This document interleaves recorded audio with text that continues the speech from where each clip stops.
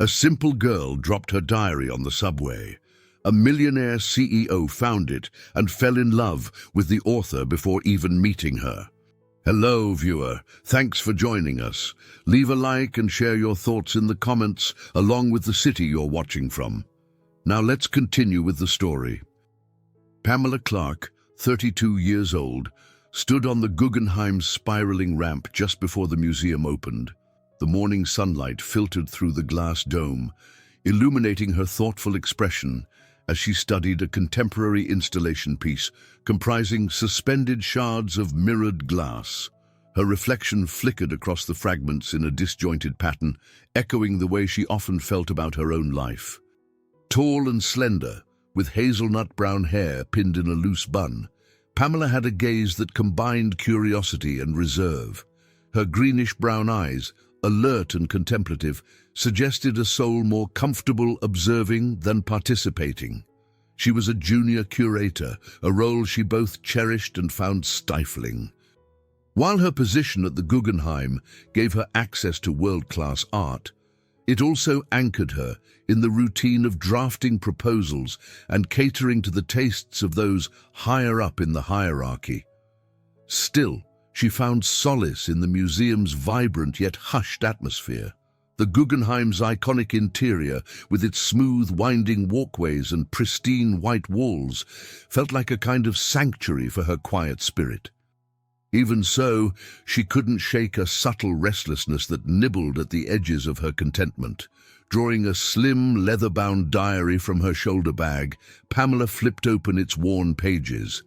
This journal, soft brown leather, scuffed at the corners, was her most guarded possession. Here, she recorded not just her impressions of art, but also private reflections, frustrations, and hopes she had never voiced aloud. She clicked a pen and jotted a few lines describing the installation's effect. Shards of glass, a million possibilities refracting our unseen selves. Then, in a smaller scrawl, she added, "Sometimes I wonder if my own reflection is just as fractured." Behind her, a voice cleared its throat. "Getting an early start, I see," came Mark Johnson's measured tone. Mark, 38, wore a crisp navy suit and a self-assured smile that often bordered on condescending. He was one of the museum's more ambitious curators, perpetually vying for influence in upcoming projects. Tall, broad-shouldered, and impeccably groomed, he conveyed an air of confidence that made Pamela feel uneasy. "Good morning," she said softly, sliding the diary back into her bag with a quick, almost protective movement. "Planning for the new digital exhibit, I presume?" he asked. "Dr. Peterson wants fresh angles, but be mindful. Some of the higher-ups aren't exactly fans of these experimental directions." His eyes flicked to her bag, though he said nothing about it. "Anyway, keep me posted." He offered a tight smile, turned on his polished shoes, and headed off. Pamela exhaled as if releasing pent-up tension. One part of her admired Mark's drive, another part disliked his subtle dismissal of her ideas. Though they were colleagues, she often suspected he doubted her capabilities because of her soft-spoken manner. She reminded herself that she was here for a reason. She had earned her place at the Guggenheim through hard work, academic excellence, and a sincere passion for art. Dr. Francis Peterson, the museum's 60-year-old chief curator, was more encouraging. A few moments later, she found him in his office, a bright room adorned with framed posters of past exhibitions. He greeted her warmly, his wire-rimmed glasses sliding down his nose. "Pamela, just the person I wanted to see," he said, gesturing for her to sit. "The museum's trustees are very interested in showcasing emerging trends, especially digital art. I'd like you to prepare some initial notes on a show we're calling Digital Horizons. You have an eye for innovative talent, and I believe in your instincts." Pamela's heart fluttered. This was the first time Dr. Peterson had openly recognized her forward-thinking tastes. "Thank you," she replied, trying to keep the gratitude out of her voice and maintain composure. I'll put together a proposal this week.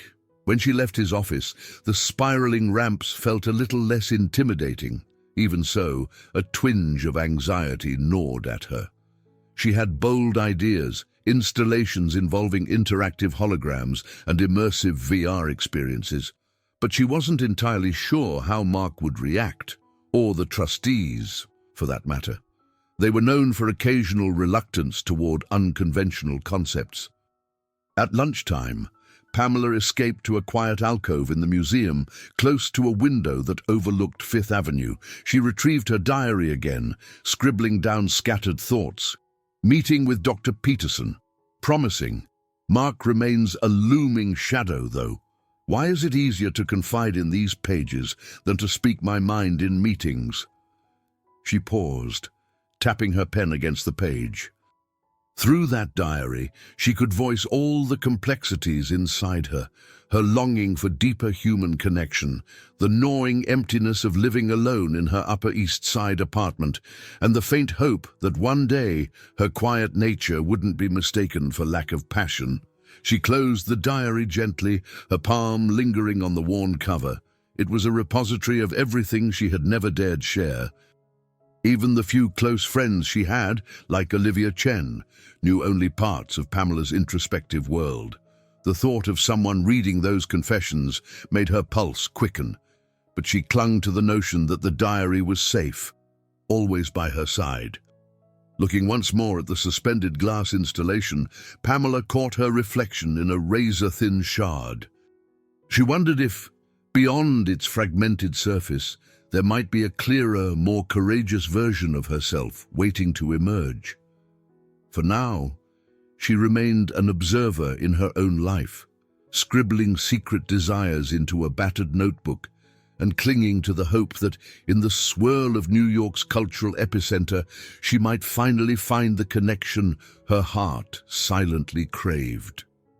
The next morning, Pamela slipped out of her Upper East Side apartment, a modest pre-war studio with tall windows and scuffed wooden floors. She buttoned her long beige coat against the brisk wind and made her way toward Madison Avenue. Her routine was as familiar as it was predictable. First, a stop at Ralph's Coffee for an Americano, then the short walk down to the Guggenheim.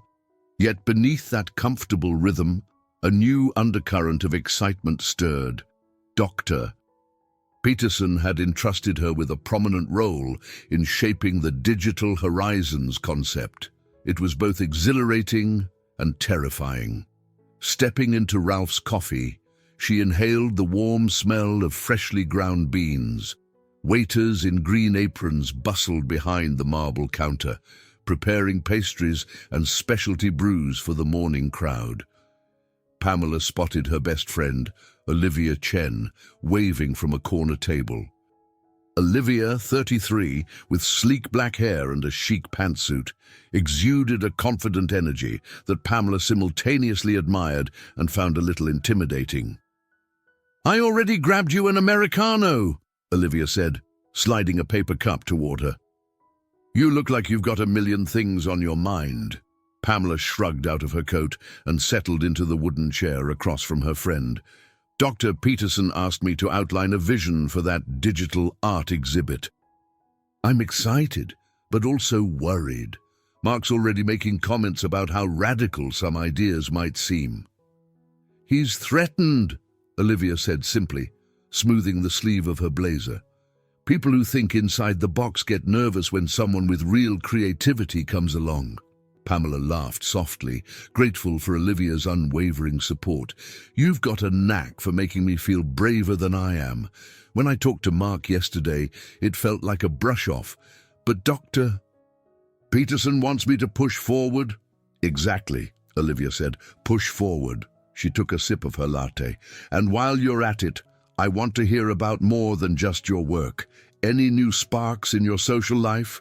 You know, I keep telling you I have this colleague." Pamela raised a hand in good-humored surrender. "Let's not go there yet. The last time you set me up on a date, it was awkward beyond belief." Olivia leaned in conspiratorially. Hey, not my fault he turned out to be obsessed with competitive axe throwing, but all jokes aside, you deserve happiness, Pam. You can't keep all your hopes and dreams locked in that leather notebook. Pamela's cheeks warmed. She gripped her coffee cup, feeling the heat against her palms. Sometimes the diary's easier. People can judge you face to face. A notebook won't.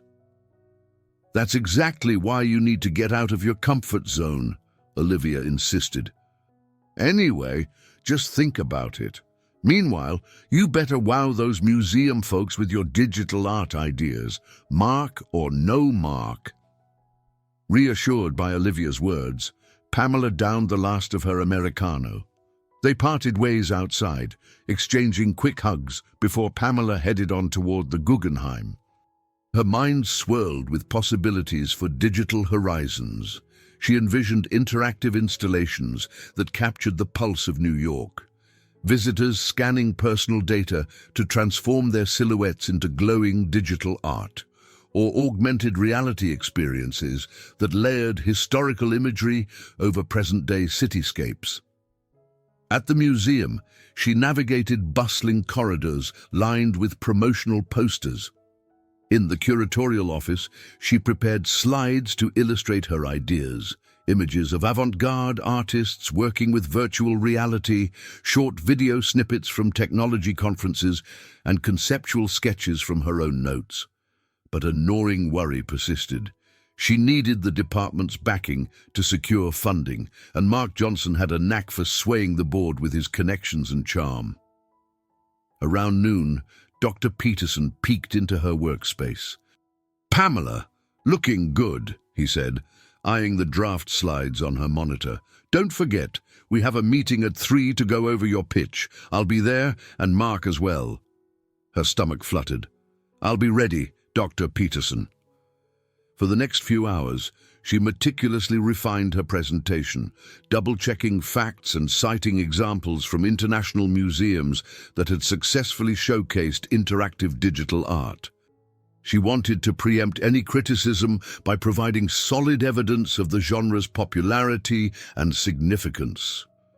Shortly before the meeting, she slipped into a quiet corner near the museum's coat check to open her diary. She scribbled down a quick note. "Opportunity knocks. Fear knocks louder.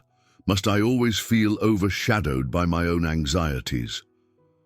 She paused, considering whether to add more. Instead, she closed the diary and held it briefly against her chest, drawing a slow breath.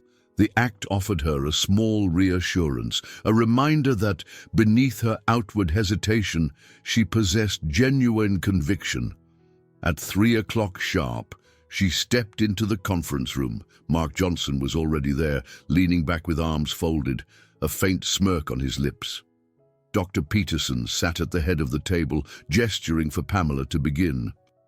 With her heart pounding, she launched into her pitch, voice quavering at first but growing steadier as she spoke about immersive experiences, bridging technology with art, and how digital horizons could place the Guggenheim at the forefront of contemporary curatorial innovation. When she finished, silence filled the room. Mark's face remained impassive. Finally, Dr. Peterson cleared his throat. "Excellent work, Pamela. We'll discuss next steps, but I'm impressed." Relieved, she nodded politely, though her mind still lingered on Mark's unreadable expression. She couldn't guess what lay ahead, but for now, there was a glimmer of hope that her vision might find its rightful place at the museum, and perhaps in her life, something else might finally break free from the routine she had come to accept as unchangeable. Early the next day, Pamela shuffled onto the Lexington Avenue line, balancing her tote bag and the leather-bound diary in one hand while juggling a stack of research papers in the other. After a restless night spent revising her digital exhibition concepts, she felt drained but determined. She stood pressed among the crowd in the subway car, the overhead lights casting a pale glow on passengers lost in their phones or in half-asleep gazes. She usually preferred quieter commutes, but her schedule was tight. An important meeting awaited at the Guggenheim, where she would refine her pitch based on feedback from Dr. Peterson and, reluctantly, Mark Johnson. The train jolted forward, nearly causing her to drop her documents. She tightened her grip on the diary, never fully trusting the jostling throngs in Manhattan's rush hour. By the time the train screeched to a halt at 86th Street Station, Pamela realized her stop had arrived. Fighting the surge of people pushing to exit, she hastily maneuvered around shoulders and elbows. In the flurry of her exit, a small slip went unnoticed. Her precious diary tumbled off the stack of papers and onto a seat, hidden momentarily behind a discarded newspaper.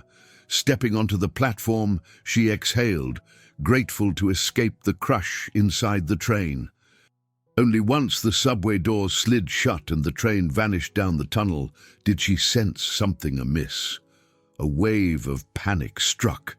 Her hand was empty where the diary should have been. She spun around, heart pounding, but it was too late. The train roared away, carrying her most intimate thoughts with it. Across town, Roger Whitman, CEO of Whitman Tech, settled into an unassuming subway seat he rarely occupied. He had chosen the subway this morning to avoid a gridlocked midtown commute and keep a critical investor meeting on schedule. He wore a tailored grey suit and, at 35, carried himself with a poised confidence. People sometimes recognized him from business magazines, but in the swirl of morning transit, he was just another commuter. As the train pulled away from 86th Street, Roger noticed a slim leather notebook lying by the seat next to him, partially covered by a crumpled newspaper. He picked it up, flipping open the cover to see if there was an owner's name. Instead, the first page contained a neatly written quote, "Art is the lie that enables us to realize the truth." Beneath it, in smaller handwriting, was a reflection. "We all wear masks, but sometimes I yearn for someone who sees me unguarded." He found himself strangely drawn to the honesty of those words. He glanced around, unsure what to do. Typically, he'd drop lost items at the station's Lost and Found, but curiosity got the better of him. If the notebook held contact details, returning it might be simpler. He thumbed through a few pages, noticing they were filled with observations about New York City's galleries, fleeting personal fears, and half-finished sketches of exhibit concepts. The entries were so genuine, so unfiltered, that they struck a chord he'd long suppressed. At the next stop, a new wave of passengers flooded in, obscuring Roger from view. He closed the diary, feeling as though he'd intruded into someone's private universe. He resolved to see if there was a phone number scrawled somewhere within, then deliver it accordingly, even as he thought that he felt an unexpected pang of regret at the idea of simply handing it over without reading more, an unsettling mixture of guilt and intrigue. On the station platform above, Pamela's stomach churned. She paced back and forth, telling herself it couldn't be gone forever. "I'll check the MTA's Lost and Found," she muttered, hands trembling. But the logic of retrieving an item lost in the subway was bleak. After all, diaries didn't wear identifying tags like suitcases. Even if it turned up in official channels, it could be days, if ever, before it reappeared. The intimacy of her confessions churned in her mind. She had poured so much of her internal world onto those pages. It wasn't just the raw vulnerability that terrified her. It was the potential ramifications. She had written frank assessments of her workplace, her colleagues, even references to Mark Johnson's dismissive attitude. If by some chance the diary found its way into the hands of someone unscrupulous, or worse, connected to the museum, the repercussions could be disastrous. The thought alone made her feel nauseous. Needing a moment of reprieve, she sat on a bench near the station exit. Closing her eyes, she forced herself to breathe in and out, visualizing the calm halls of the Guggenheim. She told herself that panicking now wouldn't help. With shaky resolve, she decided to head to the museum and do what she could, call the lost and found, post notices, quietly ask around. But a dark fear settled in her chest. She might never see that diary again. Roger emerged onto a busy midtown street a short while later, diary still in hand. Beneath his polished exterior, something stirred. He recalled the quiet yearning in the lines he'd skimmed, the vulnerability that seemed so absent from his everyday business world. Settling into the back seat of a company car, waiting to rush him to his meeting, Roger stared at the worn leather cover. It felt like a portal into someone's unguarded thoughts, a window he hadn't realized he was seeking. In that silent moment, he resolved to learn more about this diary's owner, even if doing so meant stepping outside the meticulously controlled routine that had defined his life for so long. Pamela arrived at the Guggenheim frazzled, her usual composure shaken by the knowledge that her most private reflections were missing. After calling the MTA's Lost and Found department, she learned that nothing matching her description had been turned in yet. The clerk advised her to check back periodically, but his tone was far from reassuring. Anxiety tightened her chest. She pictured unknown strangers leafing through the pages, dissecting her quiet revelations or ridiculing her attempts at poetic reflection. Despite this inner turmoil, the museum demanded her attention. The Digital Horizons project was gathering momentum, and Dr. Peterson had requested her input on potential artists that morning. She forced herself to carry on, though she felt like a hollow shell navigating the corridors. Meanwhile, in his sleek penthouse overlooking Central Park, Roger Whitman sat with the diary open on his glass coffee table. Floor-to-ceiling windows framed the Manhattan skyline, a panorama he usually found energizing. Yet today, his mind was absorbed by the delicate handwriting in the small leather notebook. He kept telling himself he should close it, maybe even drop it off at an MTA station. But each time he turned a page, he discovered another glimpse into a life that resonated with unspoken questions in his own heart. He read lines about art installations, lamentations about corporate gatekeepers who undervalued creativity, and raw admissions of loneliness. One passage mentioned the quiet terror of going unseen in a city of millions. Roger paused, struck by the notion. He was a high-profile CEO with endless obligations, yet more often than not, he felt numb to authentic connections. The writer's words spoke to his own isolation, albeit from a completely different vantage point. Back at the museum, Mark Johnson cornered Pamela in the hallway outside her office. "Heard you're making progress on the digital exhibit," he said, a note of skepticism in his voice. "Dr. Peterson seems thrilled." "We're in the early stages, but yes, things are coming together," she replied, trying to maintain her composure.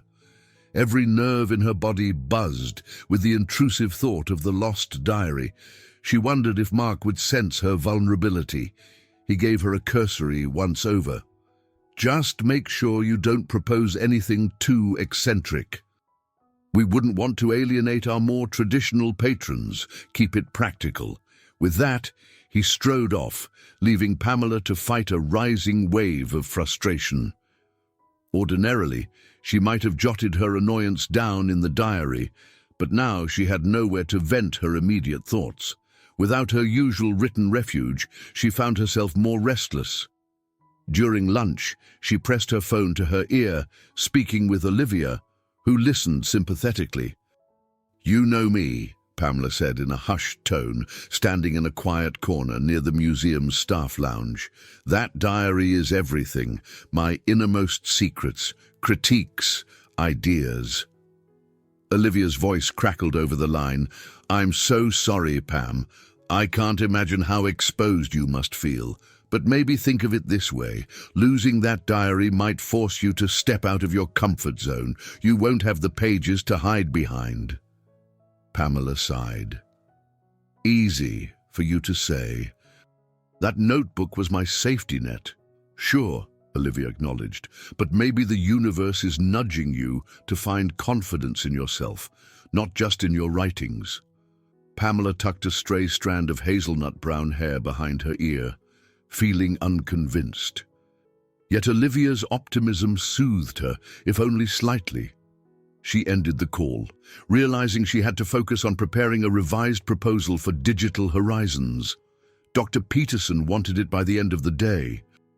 Despite her personal crisis, professional obligations loomed, immovable as the museum's iconic structure. In the penthouse, Roger found himself reading more than he intended. He made it through an entry where the author, whose name, he noticed, was only signed as initials once or twice, a neat P.C. in the margin, described how she wandered Central Park on weekends, seeking pockets of solitude amid the bustle. Roger could almost see her there, a thoughtful figure on a park bench, daydreaming about immersive installations that could captivate even the busiest New Yorker. He felt a tug of empathy. The city's pulse often drowned out gentler spirits, and it appeared P.C. was grappling with that reality in a way he understood all too well. Yet the more he read, the heavier his conscience grew. He wasn't just skimming for a phone number or an email address. He was immersing himself in her confidences. Part of him argued he should close the diary immediately, but another part, the part that felt starved for authenticity, hungered for these glimpses into a mind unafraid to wrestle with vulnerability. In his world of polished boardrooms and carefully crafted public images, someone who dared to be so raw on the page was magnetic. That afternoon, as Pamela tried to concentrate on presentations and Mark's incessant feedback, Roger stood by the tall windows of his penthouse, diary in hand, debating his next step. The city stretched out below him, windows glinting with 1,000 stories. He was just beginning to grasp that the diary's author was more than a random stranger. She represented a truth and longing that had been missing from his life for years. And yet, returning the diary without delving deeper felt like relinquishing a rare chance to truly connect with another human being, one who spoke the very language of sincerity he'd spent so long craving. Pamela's Saturday began at dawn, when she found herself unable to sleep, haunted by the thought of her diary in unknown hands. She left her apartment on the Upper East Side and walked several blocks to where the morning air carried an early chill. Slowly, she tacked a few handmade flyers onto nearby telephone poles and notice boards: lost diary, brown leather cover, deep personal value. Please call or email if found. She included only her phone number and a new email address she'd created specifically for this search, preferring not to give away her full identity. It was a meager hope, but it was all she had. Her mind buzzed with what-ifs. What if someone read the pages and recognized her references to colleagues? What if Mark Johnson or another co-worker somehow came across it? And the most unsettling what-if, that a complete stranger might see the most vulnerable corners of her soul. Yet, after speaking with Olivia again, Pamela decided she had to try. Doing nothing wasn't an option. By mid-morning, she was at the Guggenheim, attempting to bury herself in a revised outline for Digital Horizons. Claire, a young assistant in the curatorial department, noticed Pamela's anxious energy and approached with a friendly smile. "I heard you're leading some of the coolest ideas for the digital exhibit. Need any help?" She held a stack of brochures and press releases. Pamela managed a grateful nod. "Actually, yes. I'd love another set of eyes on these potential artist lists. We need innovators who aren't afraid to push boundaries." Claire's genuine enthusiasm reminded Pamela that she wasn't entirely alone in her professional journey. While Mark's opinions seemed locked in tradition, there were others, like Claire, who championed forward-thinking art. It gave her a small boost of confidence, though the hollow sensation of losing her diary still loomed. Meanwhile, across town in his corporate suite, Roger finished a conference call early. Yet his mind wasn't on the strategic partnership he'd just negotiated. Instead, he was preoccupied with the silent presence of the diary, now stored carefully in a desk drawer. He hadn't dared read more that morning, out of guilt and an odd sense of protectiveness. It dawned on him that PC, the woman behind those vulnerable pages, could be searching desperately for what she'd lost. Perhaps placing it in a random Dropbox wasn't right. Perhaps he owed it to her to find a direct way to return it. And yet, the desire to know her lingered, twisting his moral compass. He pressed a button on his phone, calling Ben, his 28-year-old personal assistant. "Ben, any updates on meeting schedules this week?" he asked, feigning normalcy. Ben rattled off the usual list of corporate obligations. "Okay," Roger replied. "Also, I need some personal research done. I'd like you to monitor any local listings for a lost brown leather diary or references to it on social media or community boards. It's important." Ben hesitated. "Certainly, Mr. Whitman." "May I ask what this is about?" Roger's voice was measured. "Just let me know if you find anything, and keep this request between us." Back at the Guggenheim, Pamela took an hour break to meet Olivia for lunch at a small bistro. Sitting at a corner table, she recounted how the museum had been her only distraction from the gnawing fear that someone might be devouring her personal reflections. Olivia sipped iced tea, nodding. "I still think there's a chance whoever found it might do the right thing," she said gently. "You posted flyers, you're checking lost and found, it's all you can do." "I feel silly being so distraught over a notebook," Pamela confessed. "But everything that truly matters to me is in there. My criticisms of the art world, confessions about my loneliness. If the wrong person reads it, it's game over for me at the museum. Or at least, it'll feel that way." Olivia reached across the table to squeeze her hand. "You're not silly. You just happen to value honesty, and you poured that honesty into those pages. We'll figure this out." The conversation lifted Pamela's spirits enough that she returned to the Guggenheim, determined to finalize her updated proposal for Dr. Peterson. She closed herself off in a quiet office nook, scanning the digital slides that highlighted emerging talents in video mapping, immersive VR art, and interactive holograms. Each piece embodied a risk-taking quality she admired. Artists who put their hearts on display for public scrutiny. The parallel wasn't lost on her. Her diary was a piece of her heart she had never intended anyone else to see. Late afternoon light slanted through the Guggenheim skylight, and as Pamela powered down her computer, she felt a tiny glimmer of hope stir inside. Despite the anxiety of losing her diary, she couldn't ignore the possibility that it might eventually find its way back to her, or that in losing it, she might discover a part of herself she had kept locked away. Her phone buzzed. It was Olivia texting. "Any luck?" Pamela typed back, "Not yet, but still trying." And despite the dread lingering in her chest, she realized she was in fact still trying, both in her career and in reclaiming her words. Maybe that fragile hope meant she was closer than she thought to stepping out from behind the safety of her pages, ready or not. Roger Whitman sat in his corner office at Whitman Tech, tapping a pen restlessly against the sleek glass surface of his desk. The early morning sun filtered through expansive windows, illuminating rows of high-end computers and minimalist decor that reflected his company's cutting-edge focus. Despite the air of modern sophistication, Roger's mind lingered on a worn, brown leather diary tucked away in his briefcase. He'd carried it in with him, intending to scan once more for any clues about the mysterious PC. He glanced at his watch. Meetings with department heads loomed, yet his thoughts kept drifting to the candid lines he'd read the night before. The diary's passages were personal, yes, but they also offered commentary on the broader art world, insightful critiques, and fervent hopes about immersive exhibitions.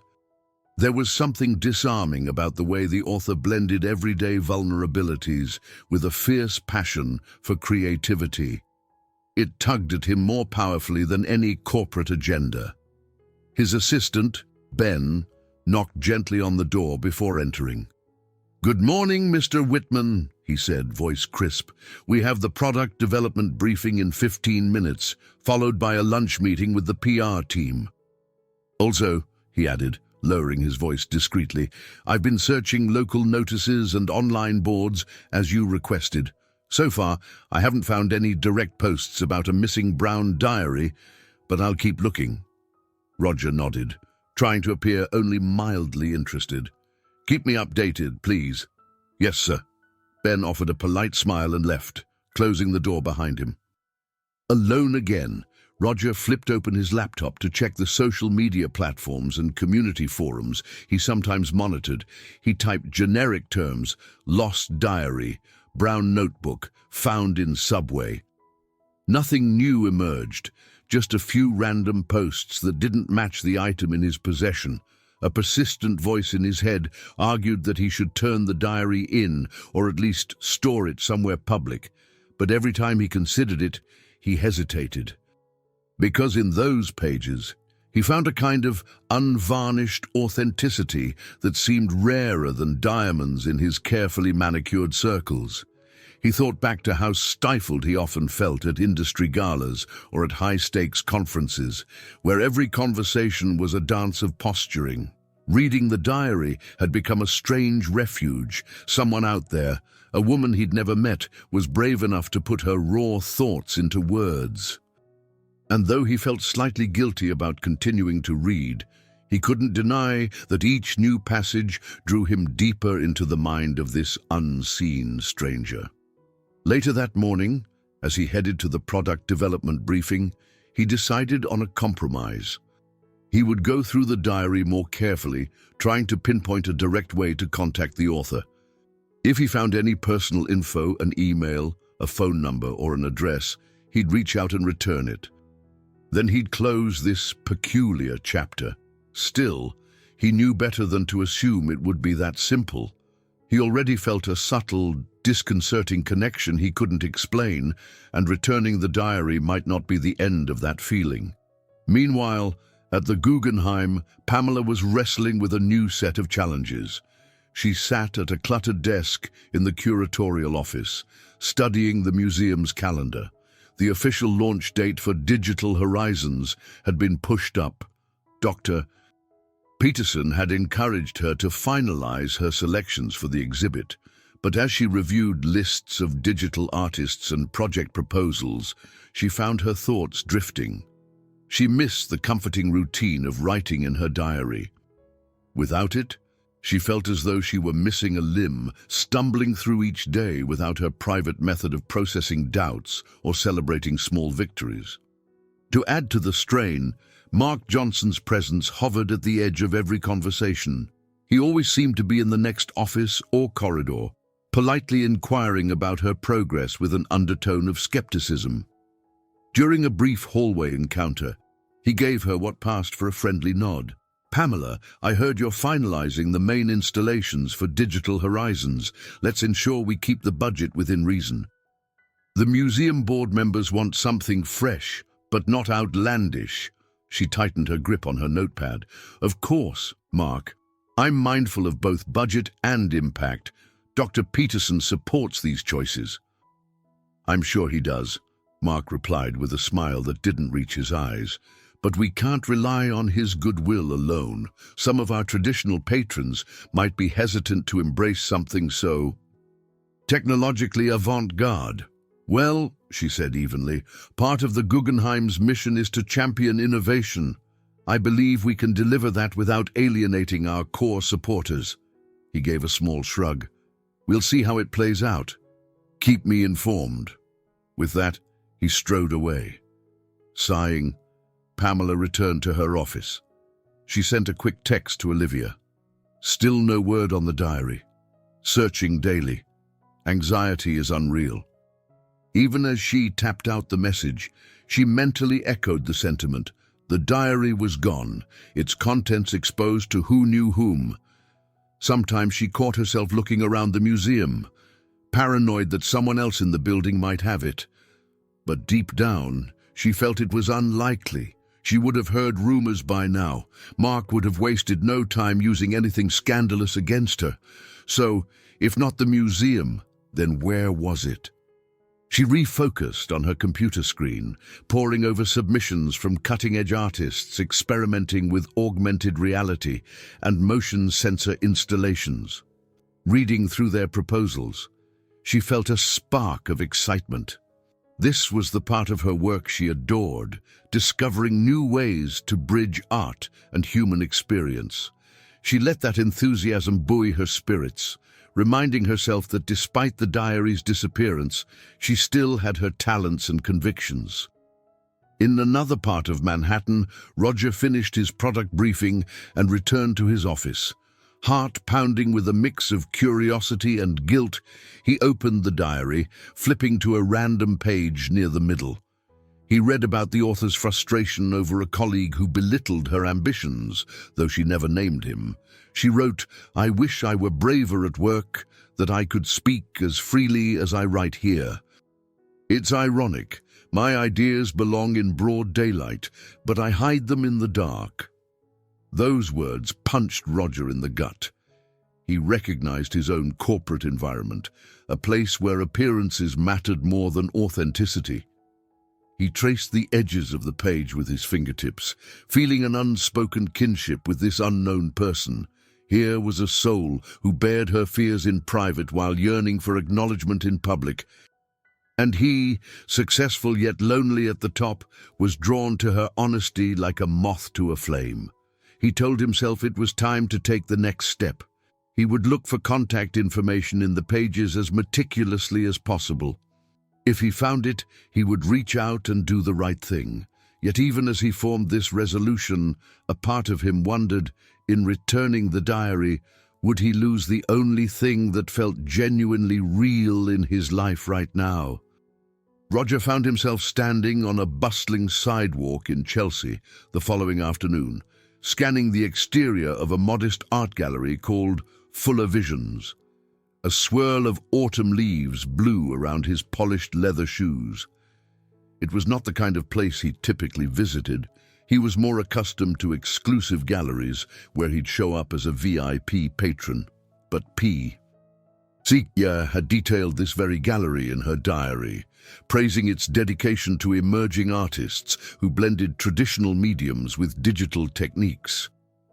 Though it felt somewhat surreal, Roger had convinced himself this was the most direct way to find her. The diary's references to Chelsea's art scene were frequent: a small note about a standout sculpture exhibit, a reference to an experimental video installation that Pamela, or rather, the unknown PC, had admired deeply. For Roger, stepping into this gallery felt like entering another slice of her life. He pushed open the glass door and was greeted by a subdued interior, white walls, soft lighting, and a curated selection of art. Each piece seemed carefully placed, inviting a visitor to linger. Two women stood at the desk, engaged in hushed conversation. A faint hum of low jazz music played overhead. Unsure of how to proceed, Roger began wandering from piece to piece, feigning casual interest, but really focusing on the details PC had described in her notes. She had written about a painting that layered city landscapes and digital code, capturing the dissonance between old New York architecture and the ever-encroaching digital realm. He finally spotted it on the far wall, a canvas with streaks of neon green slicing through a charcoal skyline. Approaching it, he recognized from her words that she found beauty in the tension it evoked, where technology meets the bones of the city. He stood there, strangely moved, not just by the piece itself, but by the fact that he was seeing it through her eyes. Part of him felt foolish for following a stranger's diary entries like clues in a scavenger hunt. Another part felt increasingly certain he needed to meet this woman, to understand what had prompted her to write so candidly. A gentle cough sounded from behind him. He turned to see a woman in her 50s, silver hair pulled into a sleek bun. "Beautiful piece, isn't it?" she asked. "We've had quite a response since we displayed it." Roger nodded. "Yes, it's compelling. I read a review of it somewhere. Thought I'd come see for myself." He hesitated before deciding to take a small risk. "Do you happen to keep a guest book or record of visitors who comment on the pieces?" Her smile was polite but guarded. "We do have a guest book at the front desk. Would you like to sign it?" "Actually, I'm looking for a specific comment someone might have left a while back. It's a bit of a long shot," he admitted, feeling a tinge of embarrassment. "An acquaintance of mine came here. She might have signed her name with initials, P.C. The woman studied him for a moment. "We can take a look," she offered, tilting her head in curiosity. "Though not everyone signs. Some leave only a date or a quick note." They walked to the front desk. She pulled out a thick guest book with a floral cover. Roger's heart drummed in his ears as he flipped through pages of looping signatures and short remarks. "Wonderful exhibit. I love the bold colors. Fantastic fusion of art and tech." Page after page, he scanned for anything that resembled P.C. He saw only the occasional initials, none matching the style of the diary's scribbled moniker. "I'm not seeing it," Roger said eventually, closing the book. "Thanks for letting me check." "Of course," she replied. "But you might try the printed page bookstore around the corner. They often host small art talks, and many of our visitors end up there. Your friend might be on their mailing list." Roger thanked her, left the gallery, and stepped into the busy Chelsea sidewalk. He gazed at the store across the street, the printed page. The diary described it as a cozy bookstore that housed not only rare volumes, but also an espresso bar where the author liked to sit and observe the eclectic mix of patrons. Without pausing to reconsider, he navigated across the crosswalk and entered the shop. Inside, the air smelled of old books and fresh coffee. Tall wooden shelves groaned with titles arranged by genre. At the back, small tables formed a makeshift cafe, a chalkboard listing daily specials. The scene was both lively and intimate, exactly as P.C. had written, "A rare haven in the city, strangers immersed in pages rather than screens." Trying not to feel ridiculous, Roger approached the front counter where a young clerk, wearing rectangular glasses, looked up. "Hi, can I help you find something?" "Maybe?" Roger paused. "I'm looking for someone who might frequent this place. She's passionate about art, especially digital fusion. She might have attended events here." He realized he had virtually no description to offer, aside from the personality gleaned from the diary.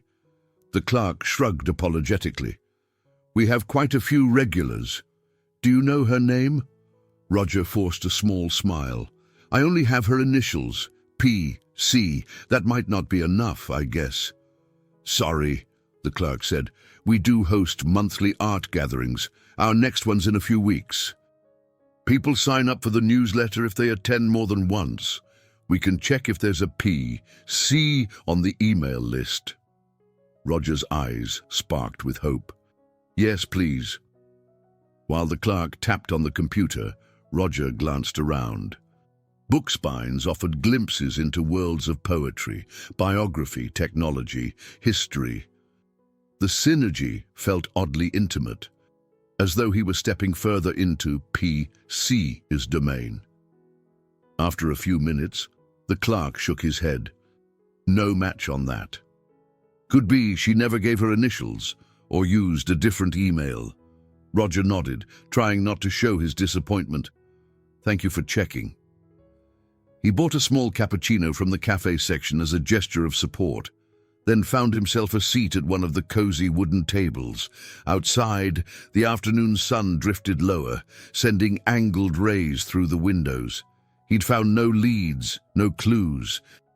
Yet being in these places she'd described, a modest gallery in Chelsea, this bookstore cafe, felt strangely affirming. The diary's author had left behind an invisible trail of heartfelt reflections all over the city. And in tracing it, Roger couldn't help feeling he was stepping into her footsteps, seeing Manhattan as she saw it, a mix of hustle, artistic brilliance, and the quiet corners that fed her soul.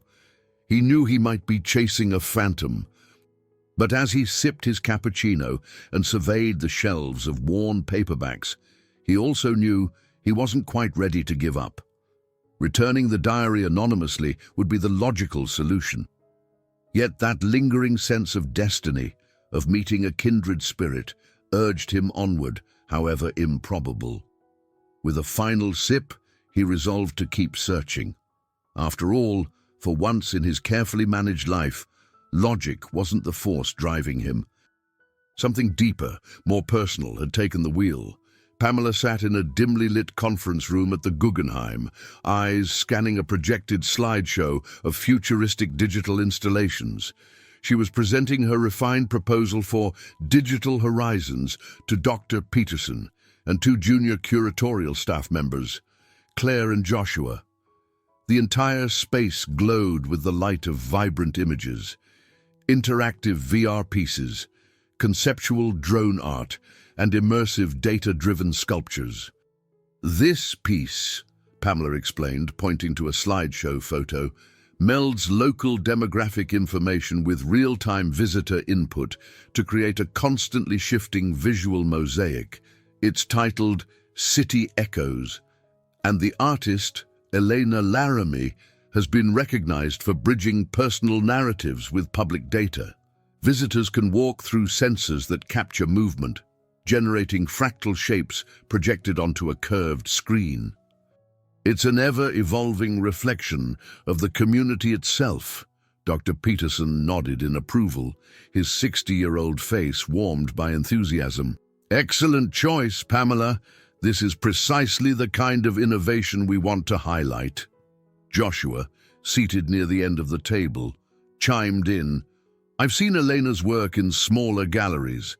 It's mesmerizing how she turns raw data into something visually poetic. Claire tapped a pen against her notes. From a curatorial standpoint, how do we prepare the space? That installation requires a fairly large footprint for all the equipment and projectors. Pamela clicked to the next slide, revealing a floor plan. We'll need to section off an entire gallery so viewers can navigate multiple interactive zones. The Guggenheim's open layout might require strategic partitions, but the payoff will be an immersive experience that aligns with our modern mission. Dr. Peterson glanced at his watch, then back at Pamela with a smile. I'm impressed. You've anticipated potential hurdles. Let's schedule a meeting with the installation crew and finalize the budget. You'll have my full support. The relief that washed over Pamela was palpable. She gave a small smile in return. Knowing she had Dr. Peterson's endorsement meant the world. It was a testament to her competence and vision. It also provided a buffer against Mark Johnson's wary gaze. She began packing up her laptop when Claire gave her a friendly nudge. Hey, a few of us are grabbing coffee in the staff lounge before the next round of planning. Want to join? Pamela hesitated. Typically, she might retreat to solitude, especially in these tumultuous days without her diary. But she recalled Olivia's constant refrain, take more chances. So she nodded. Sure, let's do it. They made their way to the lounge, a modest room with a few tables, a coffee machine, and art posters pinned to the walls. Mark Johnson stood there, sipping from a ceramic mug. He raised an eyebrow when the group entered.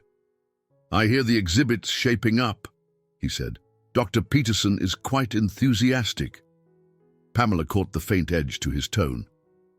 He is, she answered carefully, refusing to be rattled. There's a lot of potential in these digital pieces, Mark gave a half smile. Well, let's hope the board sees it that way. Some patrons aren't fans of overtly experimental installations. Joshua cleared his throat. With respect, the museum has always embraced contemporary innovation. Even if some patrons take time to adjust, the payoff could be significant. Mark shrugged. We'll see. I'm not against innovation, but finances and traditions still matter. Just be prepared for pushback if some donors find these installations too radical. He downed the rest of his coffee and strode out, leaving a slight hush in his wake. Claire rolled her eyes and murmured to Pamela, "He's got a knack for draining the energy out of a room." Pamela half laughed, but felt the familiar coil of tension in her stomach. Mark's skepticism lurked in every corner. Even with Dr. Peterson's support, she couldn't ignore the risk of potential clashes. When the brief coffee break ended, Pamela returned to her office and discovered a voicemail on her phone. "Ms. Clark, this is MTA Lost Property. Nothing new regarding your missing item. Call us next week." She sighed, pressing her forehead against her desk for a moment. The daily check-ins yielded nothing, intensifying the fear that the diary might never come back. Pushing that concern aside, she refocused on refining budget outlines for digital horizons. She worked late into the evening, ensuring each artist's technical requirements were precisely accounted for. By the time she finally left the museum, the city was bathed in glowing streetlights, the sidewalk thronged with late-night strollers and food truck lines. Across Manhattan, Roger sat in his penthouse, finishing a solitary dinner. He was telling himself that scouring Chelsea had been enough for now. He'd search no further. And yet, as he rinsed his plate, his eyes drifted to where the diary lay on the kitchen counter. He hadn't read more than a few pages since his recent gallery excursion. Some invisible boundary in him felt uneasy about delving deeper. Instead, he'd skimmed the first and last pages for any name, phone number, or address. Still nothing. He tried not to think about how his heart fluttered each time he caught sight of that scuffed leather cover. It felt a bit like having a secret houseguest who whispered truths at odd hours of the night, in a city where everyone seemed to shout for attention. This unknown woman's quiet confessions resonated more than any loud ambition he'd encountered. After tidying up, he strolled over to the broad windows and gazed out at the shimmering skyline. He recalled the most recent passage he'd glimpsed. "Art is my safe place in a city that doesn't slow down. Sometimes I wonder if my longing for recognition is just a mirror of the city's frenzy, or if it's a genuine need to connect." He felt her words reverberate in his own chest. Maybe they both sought something real in a world of facades. Setting his jaw, he decided that first thing tomorrow, he'd intensify his efforts. He would check local listings, post anonymously in some of the city's art-related forums about a found diary. Perhaps by inviting the rightful owner to identify its contents, he could do the right thing while respecting her privacy. The idea gave him the faintest flicker of hope. If she responded, he'd return it. And maybe, just maybe, he'd get to meet the woman behind those poignant, searching lines. Pamela arrived at the Guggenheim with an unusual sense of anticipation.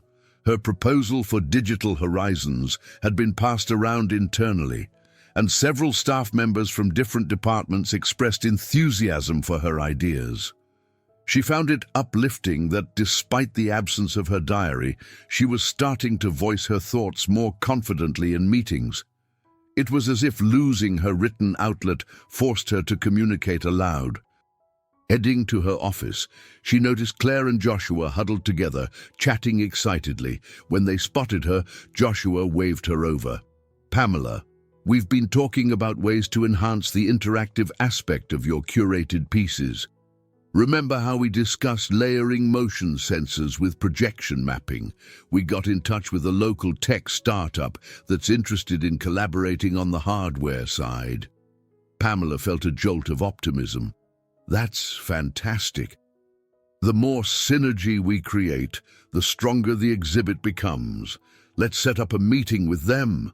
Claire nodded eagerly. We can handle the initial outreach, see if they're truly a good fit, but it's promising. Someone on their team recognized the potential in immersive museum exhibits. The collaboration, unfolding before her eyes, warmed Pamela's heart. She'd always believed in cross-pollination between art and technology, but seeing co-workers share her passion made her realize she wasn't alone. She let out a small laugh. "I'd be grateful for your help. This exhibit is bigger than me. It's about everyone bringing fresh energy to the Guggenheim." Joshua leaned in. "We'll keep you updated. By the way, congrats on the traction your ideas are getting. People are talking about it in the cafeteria, saying it could be the museum's boldest move in years." She felt a rush of pride. Even though Mark remained a looming figure of doubt, Dr. Peterson's support and her younger colleagues' enthusiasm were propelling her forward. Before her diary vanished, she wouldn't have been this open to group input. It was a bittersweet realization. Losing her private pages might be nudging her into real-world dialogue. Meanwhile, Roger was sitting in his high-rise office, drafting a succinct post for a popular art forum. He typed, "Found, leather-bound diary with extensive notes on art, museums, and personal reflections, found on the 6th train. If you believe this is yours, please reply with details about the diary's contents so it can be returned to you." He used an anonymous username to avoid revealing his identity. He stared at the words for a moment, his finger hovering over the post button. Once he clicked, there would be no going back. He'd be actively inviting the diary's owner to come forward. After a deep breath, he posted it. Then he found a couple more forums that centered on New York art culture and repeated the process. Leaning back in his chair, he felt a slight shiver of vulnerability. Perhaps he was more invested in the outcome than he cared to admit. But it was the right step. If she saw it, she would respond. If not, well, at least he'd tried. He spent the next few hours monitoring replies, but all he received were spam messages or random inquiries from curious strangers. None of them supplied the correct details. Exhaling, he reminded himself that not everyone checked art forums religiously. Patience was key. At the Guggenheim, Dr. Peterson summoned Pamela to his office. She found him reviewing a thick binder of budgets. "Come in," he said, gesturing to a chair. "Pamela, I have encouraging news. The board wants a preliminary layout presentation next week for Digital Horizons. Mark will be there, of course, along with a few key donors. This is your chance to show them how immersive and transformative these installations can be." Pamela's stomach twisted. "Wow, that's soon." Dr. Peterson smiled gently. "I know it's tight, but you have strong allies among the junior staff, and I'm confident you'll manage. Your vision is exactly what the Guggenheim needs right now, a push into fresh territory." She tucked a strand of hair behind her ear, heart pounding. "Thank you for believing in me. I'll do everything I can to prepare a compelling presentation." After she left his office, she teamed up with Claire, Joshua, and a handful of tech-savvy interns, mapping out every detail for the pitch. They designed mock-ups of the gallery's interior, illustrating how each digital installation would be positioned.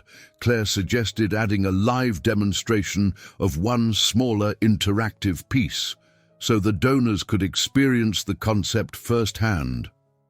Joshua collected video clips of successful digital exhibits from other museums to underscore how modernization could attract younger patrons and press coverage. For once, as Pamela directed these efforts, she felt a sense of communal strength.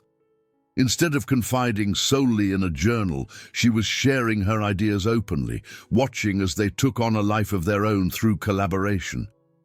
A quiet realization dawned on her. Yes, she still desperately wanted her diary back, but being forced to articulate her thoughts out loud had shifted something fundamental in her approach. In a break from the flurry of planning, she checked her phone. No messages from the MTA, no responses to the flyers she'd posted. Disappointment pricked her, but she pushed it aside, reminding herself she had a presentation to deliver soon. She couldn't let fear and frustration paralyze her. That night, after a long day's work, Pamela joined Olivia for a quick dinner at a small Japanese restaurant. Over steaming bowls of ramen, she recounted how her younger colleagues had stepped up in ways she never expected. Olivia's eyes sparkled. "This is good, Pam. You're letting people in. You're rallying them around your vision. That's leadership." Pamela fiddled with her chopsticks, thinking how ironic it was that the diary she once thought essential to her functioning had vanished just as she was being called to shine in public. "I guess I didn't realize how supportive others could be." "Don't forget to give yourself credit," Olivia said firmly. "You earned their respect by being genuine, and maybe that's part of the silver lining, learning you can trust people." Pamela nodded slowly. They clinked their water glasses in a quiet toast. As she finished her noodles, she felt a flicker of hope that maybe, if she kept forging ahead, the losses she'd suffered might pave the way for connections she'd never imagined. And across the city, though she had no way of knowing it yet, a certain CEO was doing everything in his power to bring her diary home.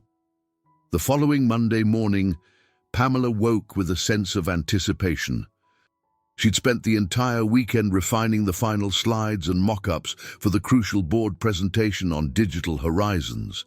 Claire, Joshua, and 2 interns had worked tirelessly alongside her, ensuring every technical and aesthetic angle was addressed. Now, standing in her bedroom with the city's early light filtering through her curtains, Pamela pulled on a crisp blouse and blazer, mustering the confidence she hoped would carry her through the day. Her phone buzzed with a text from Olivia. "Knock 'em dead today. You got this." She smiled at the screen, grateful for her friend's unwavering support. Then she carefully gathered her laptop and notes, stepping out into the bustling street. Even the crisp autumn air felt invigorating, as though cheering her on. At the Guggenheim, the boardroom hummed with activity. Several trustees were already seated around a glossy wooden table, murmuring greetings to one another. Mark Johnson stood by a projector, fiddling with cables. Dr. Peterson, stationed near the head of the table, greeted Pamela with a warm nod.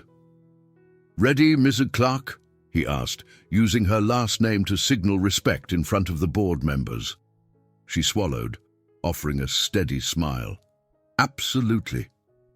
Soon, everyone settled in. Mark gestured for Pamela to begin, his expression neutral but not overtly hostile. She took a deep breath, mentally reviewing her opening lines. The lights dimmed, and on the projection screen appeared the title, "Slide Digital Horizons, the next phase of curatorial innovation at the Guggenheim."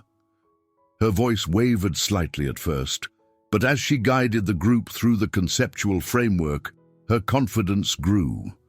She showed them how the museum's signature architecture could be leveraged for immersive installations, described the cutting-edge artists and the dynamic experiences they were creating, and even included short video snippets of prototypes. Claire and Joshua stood at the back, ready to handle technical questions, while Dr. Peterson occasionally chimed in with words of support. As the presentation concluded, Pamela revealed the proposed timeline and budget breakdown. She addressed potential donor concerns, emphasizing how interactive exhibits were drawing record crowds at other leading institutions around the world. When the lights came back on, the trustees exchanged thoughtful glances. One raised a hand and asked about balancing the Guggenheim's modern image with its historical reputation. Pamela replied calmly, "We're not abandoning tradition, we're expanding it. The Guggenheim has always pushed boundaries, from Wright's radical architecture to contemporary exhibits that once seemed risky. Digital Horizons is the next chapter in that legacy." A second trustee asked about the possibility of negative reactions from more conservative supporters. Pamela acknowledged the risk, but highlighted that many donors actually welcome forward-thinking projects to keep the museum relevant in a rapidly changing cultural landscape.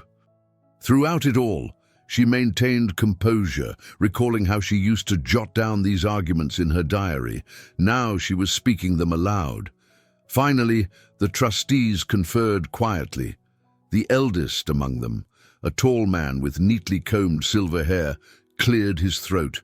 "Miss Clark, this is an ambitious proposal. Innovation can be expensive and controversial, yet your plan addresses these concerns quite thoroughly. I'm inclined to support it." He glanced around at the others. "We'll finalize details, but Dr. Peterson, I think your junior curator has proven herself capable. Kudos to you all." A wave of relief washed over Pamela. Applause broke out, and Dr. Peterson gave her a proud smile. Mark Johnson, while not clapping as enthusiastically, offered a polite nod. Pamela felt a rush of exhilaration. Months of doubt, overshadowed by the diary's disappearance, had crystallized into a moment of triumph. After the trustees left, Mark approached her. "Well done," he said, arms folded but voice warmer than usual. "I may have had my reservations, but that was a solid pitch. The board seemed impressed." She nodded. "Thank you, Mark. I appreciate your acknowledgement." He half smiled. "We'll be working together closely to pull this off. Let's keep lines of communication open."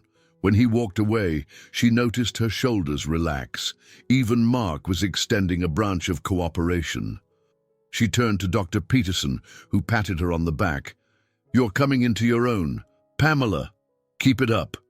Claire and Joshua, who had joined them, nearly bounced with excitement. "That was incredible! I've never seen some of those trustees look so enthusiastic," Claire exclaimed.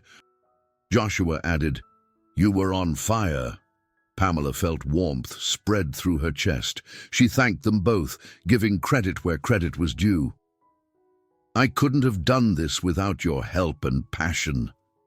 Stepping out of the boardroom, her phone buzzed with a message from Olivia. "How'd it go?" Pamela typed back a concise reply. "We nailed it." Then she paused, allowing a moment of reflection. The day was shaping up to be a milestone. She'd spoken with authority, garnered the board's backing, and even navigated Mark's comments gracefully. In the swirl of her thoughts, the old longing for her diary flickered. She pictured herself scribbling down every detail of today's success, but maybe it was fitting that she couldn't. Perhaps life was pushing her to experience the victory in real time, not just through silent reflections.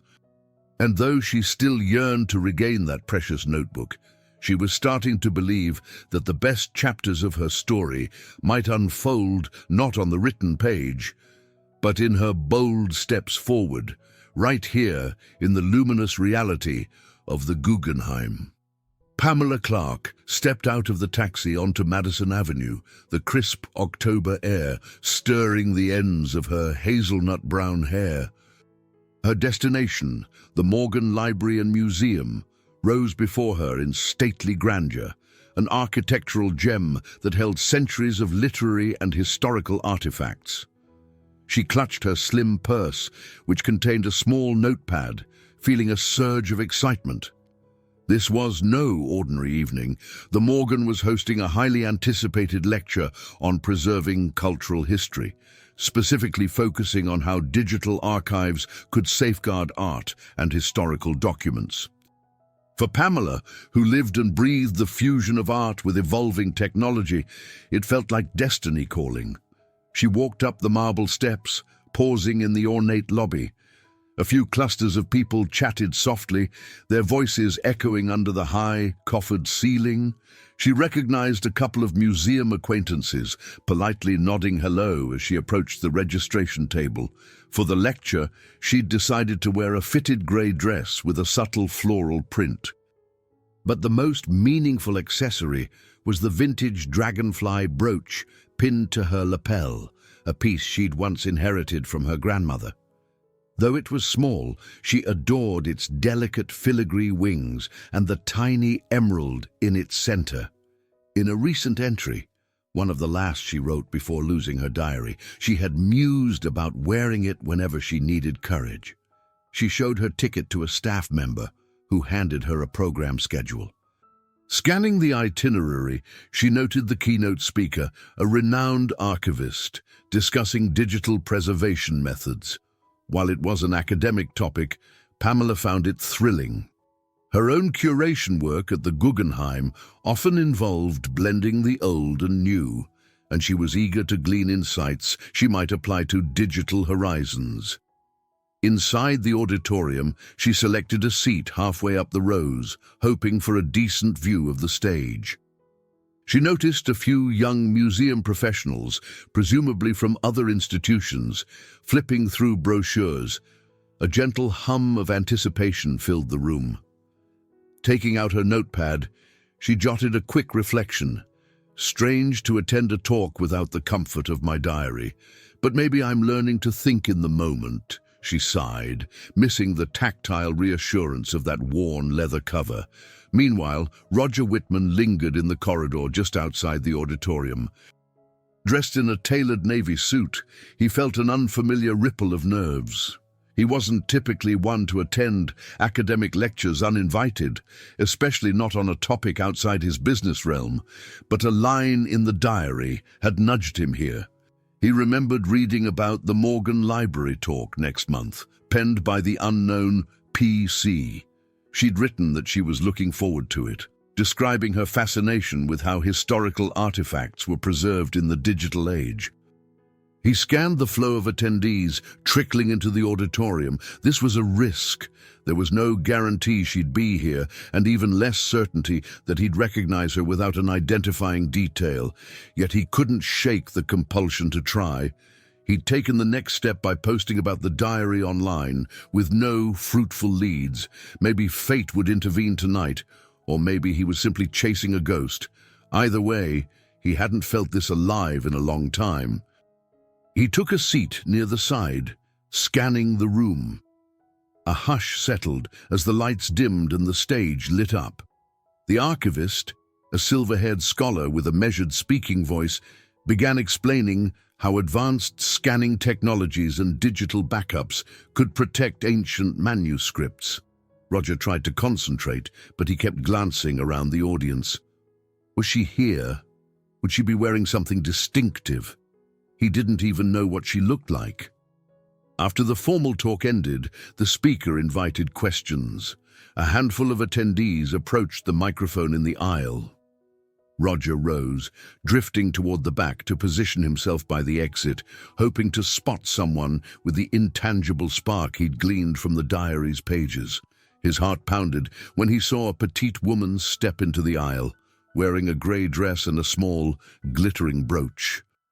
She had hazelnut-brown hair, pinned up in a loose twist, and a thoughtful expression. He couldn't see her face clearly, but something about the way she held herself, the quiet poise, the way she clutched a notepad, made his pulse quicken. He leaned forward slightly. The woman asked a question about bridging digital archiving with museum curation, and her voice trembled just a touch, as if she was earnest but shy. There was a calm intelligence behind her words. It matched the diary's tone so well that Roger felt his breath catch.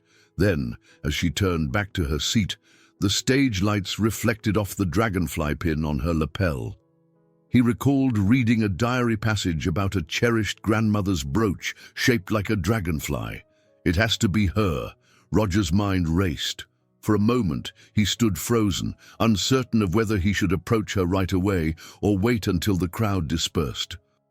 The lingering guilt over reading her private thoughts warred with the undeniable excitement of finally seeing her in person. He remained by the wall, scanning the sea of departing attendees, his gaze locked on her shape as she collected her bag. As the auditorium emptied, she slipped out through a side door leading to a hallway lined with glass cases. Roger followed, maintaining a respectful distance.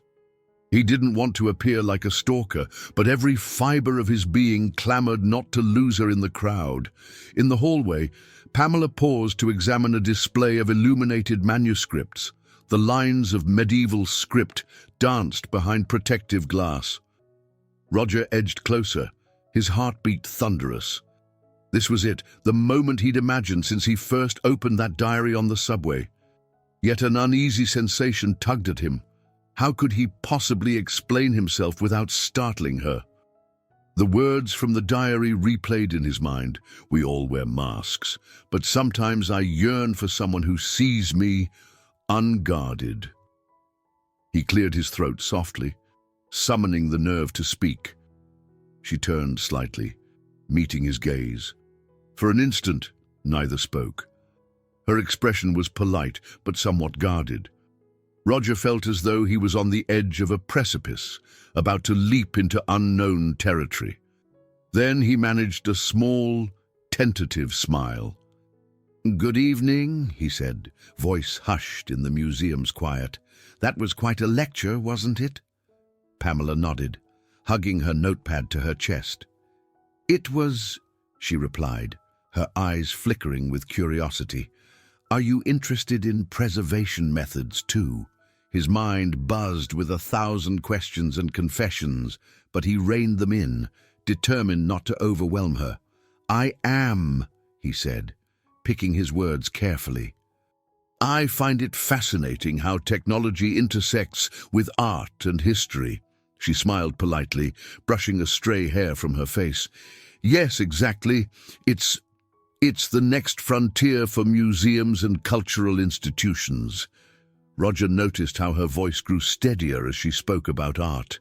He could feel the passion emanating from her, the same deep reflection he glimpsed in her diary. But how to proceed without revealing too much, too soon? He stole a quick glance at the brooch. Could she be the same woman who wrote, "I'll wear the dragonfly pin in hopes it gives me the courage to ask questions at the Morgan talk"?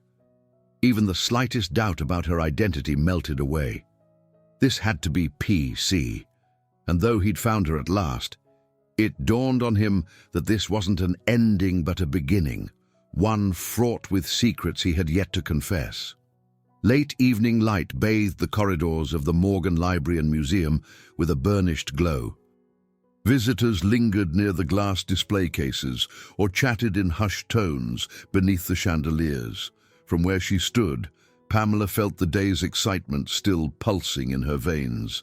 Meeting new people who shared her passion for safeguarding art was invigorating, and she'd asked her question during the Q&A, a small personal victory. Usually, such a public step would make her retreat to the pages of her diary to process it all. Instead, she was left with an odd mixture of pride and longing, the diary's absence once again a sharp reminder. She glanced at the man she'd just met, tall, with dark hair and a refined posture. He wore an expensive-looking suit, the cut suggesting wealth or high status, though he carried himself without the typical arrogance she sometimes encountered at upscale gallery events. If anything, he seemed a bit hesitant, as though carefully weighing each of his words before speaking them. He introduced himself as Roger Whitman. The name prodded a small jolt of familiarity in the back of her mind, but she couldn't place it right away. Perhaps she'd seen it in a business article or heard it in passing. "I don't usually make it to events like this," he admitted, offering a mild grin that crinkled the corners of his eyes. "But this one seemed unmissable," Pamela nodded. "Likewise, I'm a junior curator at the Guggenheim, so I'm always searching for ways to blend historic preservation with digital innovation." Her voice carried a note of excitement she often kept hidden among the museum staff. No one there had asked her about her personal motivations quite so directly, yet this stranger's presence brought it out. Something in Roger's gaze flickered. "The Guggenheim," he repeated softly, as if filing the information away. Then, as they walked past a series of framed letters from famous authors, he said, "I've heard about some upcoming digital exhibit, Digital Horizons, right? Is that your project?" Her eyes widened slightly. "Yes, I've been spearheading the curation. It's been a challenge, but I'm excited about the reception so far." She paused, studying his face for a clue about why he felt vaguely significant. "You seem quite knowledgeable about the art scene." Roger shifted, glancing down the hallway as though wary of being overheard. "I keep up with local museums and exhibits, though I'm more involved in the tech sector. I find the fusion between technology and creativity compelling. A mutual smile passed between them, an almost tangible energy crackling in the air. For a few moments, they strolled side by side, pausing every now and then to admire some artifact or a collection of aged manuscripts. Pamela felt an odd comfort in his presence. He radiated a calm confidence that encouraged her to speak freely. She thought to herself how rare it was to meet someone outside her immediate circle who cared about art as much as she did. At one point, Pamela reached up to adjust her dragonfly brooch. The emerald wing glinted under the corridor's warm lighting, catching Roger's eye. He inhaled, recalling an entry in the diary describing that exact piece of jewelry, a family heirloom. It's not just an accessory, it's a reminder that resilience can be passed down. He cleared his throat, heart pounding at the confirmation. Yes, it was truly her. "You mentioned your interest in digital archives," Pamela said, turning to him. Are you here for a specific reason?" "Maybe a project of your own." He hesitated. There it was, the opening to tell her. Every instinct urged him to come clean. "I found your diary on the subway. I've been captivated by your words ever since." But fear of scaring her off clashed with the mounting guilt at his silence. He swallowed hard. "I suppose I'm searching for insight," he answered, voice careful. "I run a tech company, and I've been wanting to see how that intersects with the preservation of art, culture, that sort of thing." Pamela nodded, satisfied.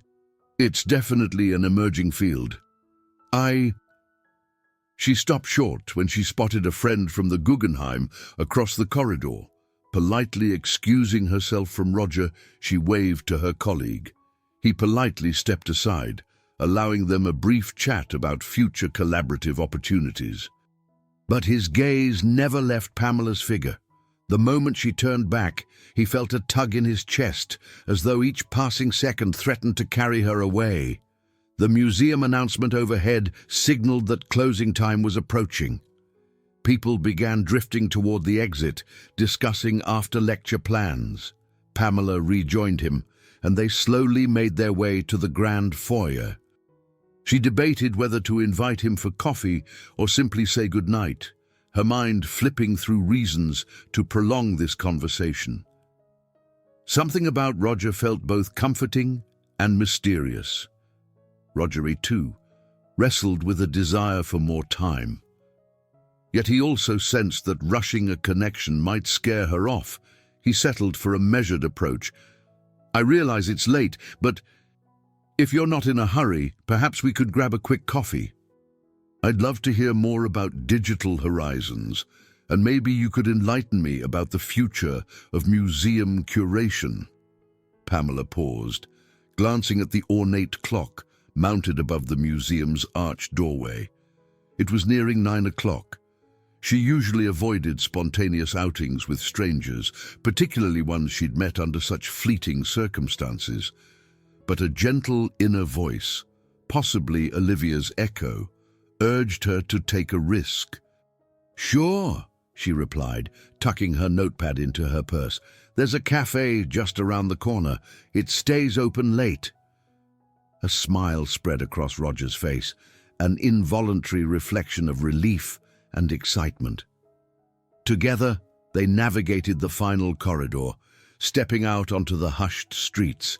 As they walked side by side, their footsteps echoing against the pavement, Pamela stole a glance at him. A flicker of recognition finally sparked in her memory. Roger Whitman was a name she'd seen in a business article. Something about Whitman Tech. She nearly asked him about it, but decided to let him bring it up if he wished. For now, she was content to share a conversation with someone who seemed genuinely enthralled by art's power to merge with technology. Neither realized that this quiet stroll marked a turning point for both of them, a silent recognition that, on this night, something significant had been set in motion. The hidden truth in Roger's briefcase was that her own diary lay in wait, carrying words that had unknowingly bound them long before they'd exchanged even a single word face to face. Hours later, the glow of streetlights softened the edges of the city. In a tucked-away cafe near the Morgan Library, Pamela and Roger sat at a small, round table, steam curling from cups of espresso. The place had a cozy, low-lit charm, with exposed brick walls and shelves lined with art books. Jazz music played softly in the background, providing a gentle soundtrack to their conversation. Pamela found herself laughing more freely than she had in ages. She told Roger about her early days in the museum world, about how she'd left her hometown in upstate New York, lured by Manhattan's cultural tapestry. He listened intently, leaning in as if every word mattered. In turn, he touched on his corporate responsibilities at Whitman Tech, though he avoided diving too deep into the million-dollar figures or the high-stakes nature of his work. Instead, he kept the focus on how technology could unlock new ways of experiencing art. "I imagine your schedule is non-stop," Pamela commented, swirling her espresso with a small spoon. "Running a tech firm must be intense." "It is," Roger conceded, eyes reflecting the overhead pendant light, "but I've discovered that chasing only profits or expansion can be hollow. We should be building something meaningful. For me, supporting creativity is part of that." Pamela's lips curved into a thoughtful smile. The more they spoke, the more his words resonated with the intangible longing she'd poured into her diary. She couldn't have guessed that the man in front of her had not only read her private reflections, but had fallen in love with the woman revealed by those very lines. Suddenly, a snippet of text from her missing diary soared through Roger's mind. "I feel invisible in a crowd of hustlers, like I'm the only one who cares about beauty in the everyday." The familiarity of her real-life presence, her gentleness, and her passion for art made him momentarily speechless. He stared at her, heart pounding, recalling the confession that had so entranced him. She felt alone in the very city where her quiet voice could do so much good. "Are you okay?" Pamela asked softly, noticing the fleeting intensity in his gaze. He blinked, forcing a smile. "Yes, sorry, just got lost in a thought." Then, taking a breath, he continued with cautious candor. "It's refreshing to meet someone who believes so deeply in the power of art. Sometimes, in my circles, people see art as a backdrop, not a focal point." Their conversation drifted on, weaving between anecdotes of museum life and technology's possibilities. At one point, Pamela touched her dragonfly brooch, inadvertently revealing just how precious it was to her. Roger's eyes followed the gesture, remembering each sentence about the grandmother who once told her that a dragonfly symbolized change, self-realization, and emotional maturity. In that moment, the cafe's door swung open, letting in a draft of cool night air. A small group of friends entered, laughing among themselves. One of them brushed past the table, and Roger quickly steadied Pamela's espresso cup to prevent it from toppling. The slight interruption broke the momentary spell between them, yet it also propelled Pamela to check the time on her phone. She realized it was nearing midnight.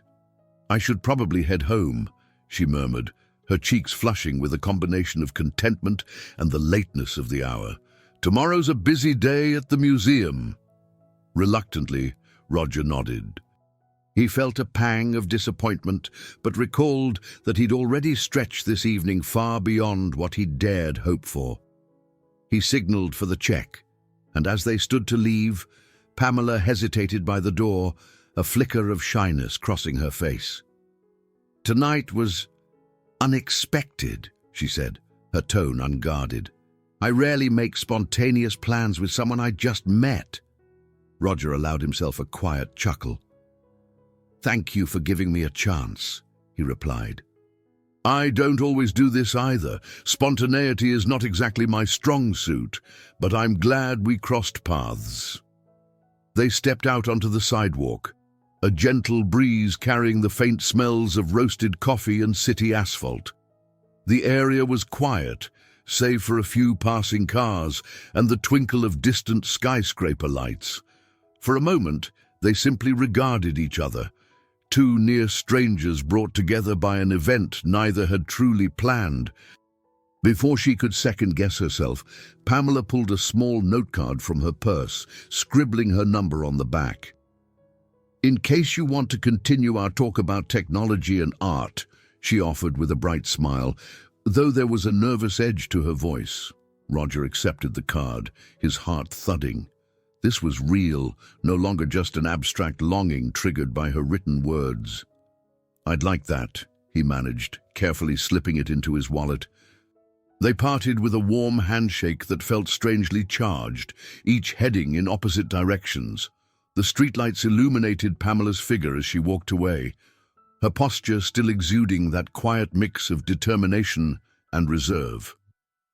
He watched until she disappeared around a corner, then turned, letting the night air fill his lungs. As he made his way back to his penthouse, Roger replayed every moment in his mind. He thought about the lines she'd written in her diary, describing her desire for a connection that saw beyond her timid facade. "I want to be known for who I am, not who I pretend to be in polished conversations." It stunned him how closely tonight's interactions mirrored those private admissions. He was smitten, and the knowledge that she had no idea he possessed such intimate insights into her heart tangled his emotions in knots. Yet part of him thrilled at the idea of continuing this journey. She was more than the gentle words on a page. She was vibrant, inquisitive, and talented. He'd fallen for her soul before ever meeting her face, but now that he'd seen her, the pull was even stronger. This is the woman, he told himself, a heady sensation overtaking him. The simple girl who dropped her diary on the subway, and the millionaire CEO who discovered it, falling in love before he even knew her name. He reached his penthouse, flicking on the modern recessed lights. The diary waited inside a drawer in his study, seemingly pulsing with potential revelations. He could no longer view its return as merely a moral obligation. It was also the key to forging a deeper bond, if he could manage to share the truth without shattering the fragile trust he'd begun to build. For now, though, he decided he would keep it hidden a bit longer. He was intoxicated by the possibility of letting the connection grow without the baggage of that confession. Little did he know, secrets have a way of surfacing, and the more they remain buried, the more explosive their eventual revelation can be. Less than a week after their chance meeting at the Morgan Library, Pamela and Roger were strolling together in Central Park. The late afternoon sun cast long shadows across winding paths and gilded the vibrant autumn leaves with a soft glow. Tourists snapped photos of the skyline, while joggers wove through the crowds, nodding politely. The park felt like a refreshing oasis from Manhattan's relentless pace, and Pamela relished the chance to talk freely, away from the museum's formal atmosphere or the high-powered vibe of Roger's world.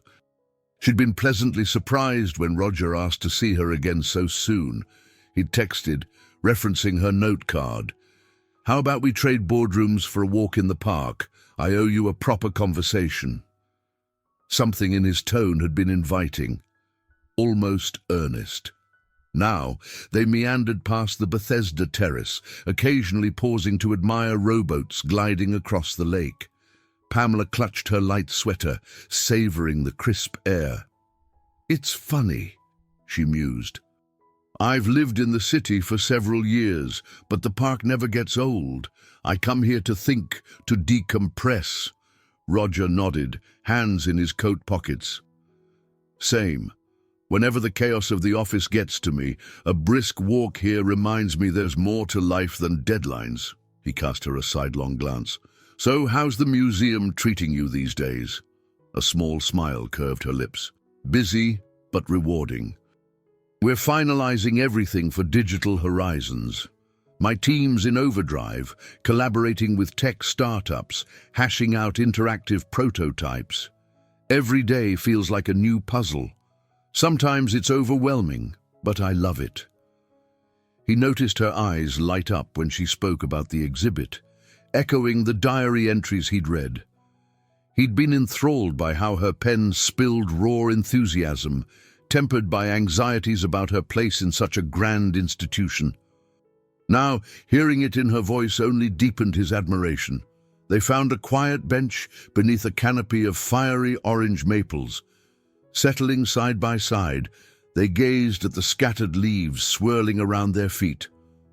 Roger sensed her mind was somewhere else, and he gently asked, "Something bothering you?" Pamela hesitated, tucking a stray hair behind her ear. She'd been turning over a thought all afternoon, uncertain how to broach it. "I guess I'm wondering about, well, who you are exactly. I know you're Roger Whitman, CEO of Whitman Tech, but that's basically the public persona. I can't help feeling there's more you're not sharing." His heart jolted. Indeed, there was more, far more. He tried to keep his composure. "I run a tech company, yes, but that doesn't define me entirely. I used to be more hands-on with creative projects, even had a fleeting dream of studying design back in college." He paused, carefully selecting his words. "Then the family business needed me, and I took on Whitman Tech. It's complicated." Pamela studied his face, noticing a tinge of regret in his expression. "Sometimes I wonder if I've made choices that sideline my real passions too," she admitted softly. "But then I remind myself that curation is a form of art in its own right. We both make sacrifices for our careers, don't we?" He reached for her hand, grazing his fingertips lightly over hers. To his relief, she didn't pull away. "We do. And occasionally, we get reminders that life is bigger than a job title. Meeting you felt like one of those reminders." A warm flush crept up her cheeks. The air between them crackled with a tension that was at once gentle and charged. As their eyes locked, she felt that same flutter she'd experienced in the cafe, an unmistakable connection. But even in that moment of intimacy, a small voice in her mind whispered how little she truly knew about him. Yet she pushed the doubt aside, letting the comfort of his presence envelop her. They spent another hour winding through paths, stopping to watch a street performer play violin near the Bow Bridge. Roger found himself reveling in the sound of her laughter, in how she made even the smallest observation about the city feel poetic. But under the surface, guilt gnawed at him.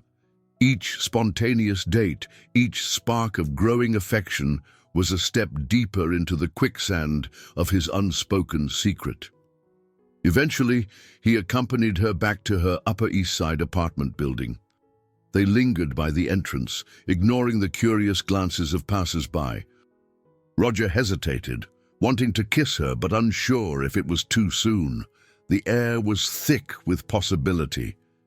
Pamela glanced at the building's doors, then back at him, biting her lip in hesitation.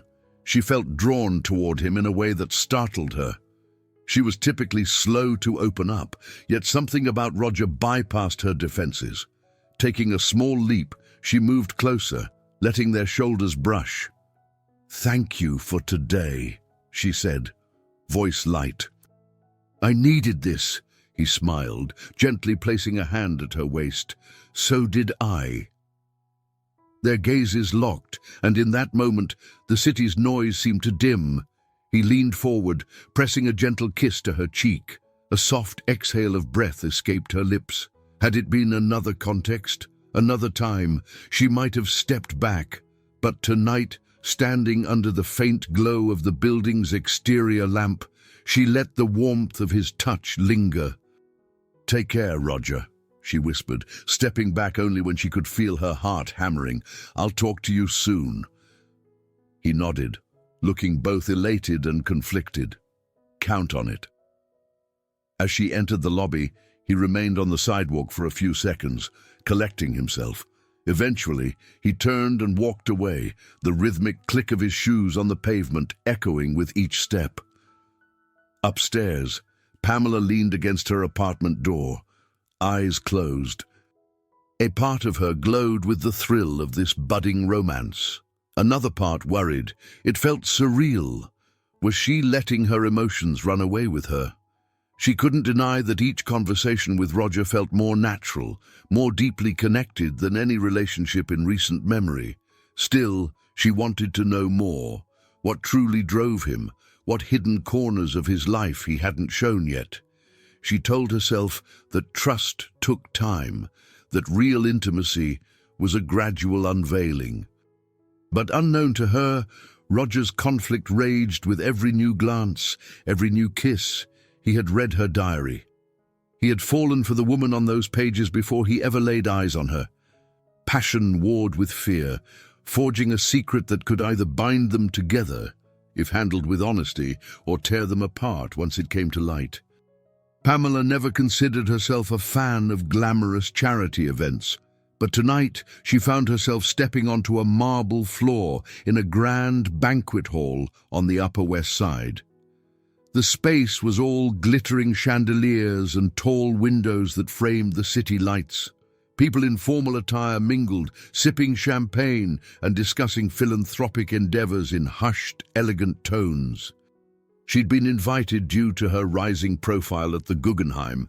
Apparently, the museum's donors hoped to celebrate the upcoming Digital Horizons exhibit. Dr. Peterson had encouraged her attendance as a chance to network.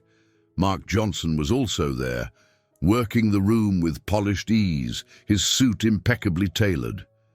The entire gathering felt slightly surreal to Pamela, who preferred the quiet intensity of an art gallery. Still, she put on a confident face, aware that building relationships with potential patrons could bolster the exhibit's success.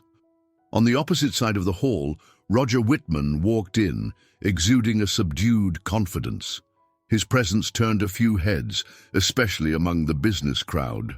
Since he and Pamela had begun seeing each other, he found himself contemplating the nuance of her world more than ever. Stepping into museum-affiliated social circles was a change of pace from his usual corporate galas. But tonight, he was here for one reason only: to share in her triumph and support her. He hadn't announced his arrival to her beforehand. Part of him sought to surprise her with a friendly face in the swirl of high society. Another part dreaded the possibility that Mark Johnson or another colleague might mention the diary. The mere thought made his stomach twist. But he pushed the worry aside, scanning the crowd for Pamela. He soon spotted her near a lavish flower arrangement, chatting politely with two older patrons. She wore a midnight blue gown that accentuated her lithe figure, her hair in an elegant updo. A subtle thrill coursed through him at the sight, momentarily eclipsing his fears. Quietly, he made his way across the polished floor until he stood within her peripheral vision. When she glanced over, her eyes widened in warm recognition. She excused herself from the patrons and moved toward Roger, a grateful smile forming. "I didn't realize you'd be here," she said softly, her tone laced with both surprise and delight. "I wanted to show support," he replied. "I hope that's okay." "Of course." A blush tinted her cheeks, recalling their last tender exchange in front of her apartment building. She was about to say more when Mark Johnson approached, holding a flute of champagne. "Pamela," Mark greeted, all too smoothly, "and Roger Whitman, correct?" He extended his hand with a practiced grin. Roger shook it, maintaining a polite facade. "That's right." Mark angled his posture to include Pamela. "I recall you mentioning Digital Horizons the last time we spoke," he said to Roger. "Pamela's been working non-stop on it." His tone dripped with cordial politeness, yet there was a glint in his eye that Pamela had learned to be wary of. Yes, she mentioned the exhibit, Roger replied carefully. I'm impressed by her vision. Mark nodded, sipping his champagne. I've heard about your involvement in the tech sector. Fascinating synergy, really. Art and technology. Didn't I see you with some sort of notebook the other day? Pamela tensed, though she didn't immediately grasp the significance of Mark's remark. Roger's chest tightened, a flush creeping into his neck. This is it, he thought, dread coiling through his stomach. Then Mark snapped his fingers. Ah, yes, a brown diary, wasn't it? An interesting item for a high-powered CEO. I thought I recognized its cover from somewhere. Possibly from the time Pamela was telling me about losing hers on the subway. Quite a coincidence, if I recall. The words fell like an anvil in the gilded atmosphere. Pamela went deathly still, her pulse hammering. For half a second, her mind refused to process Mark's insinuation.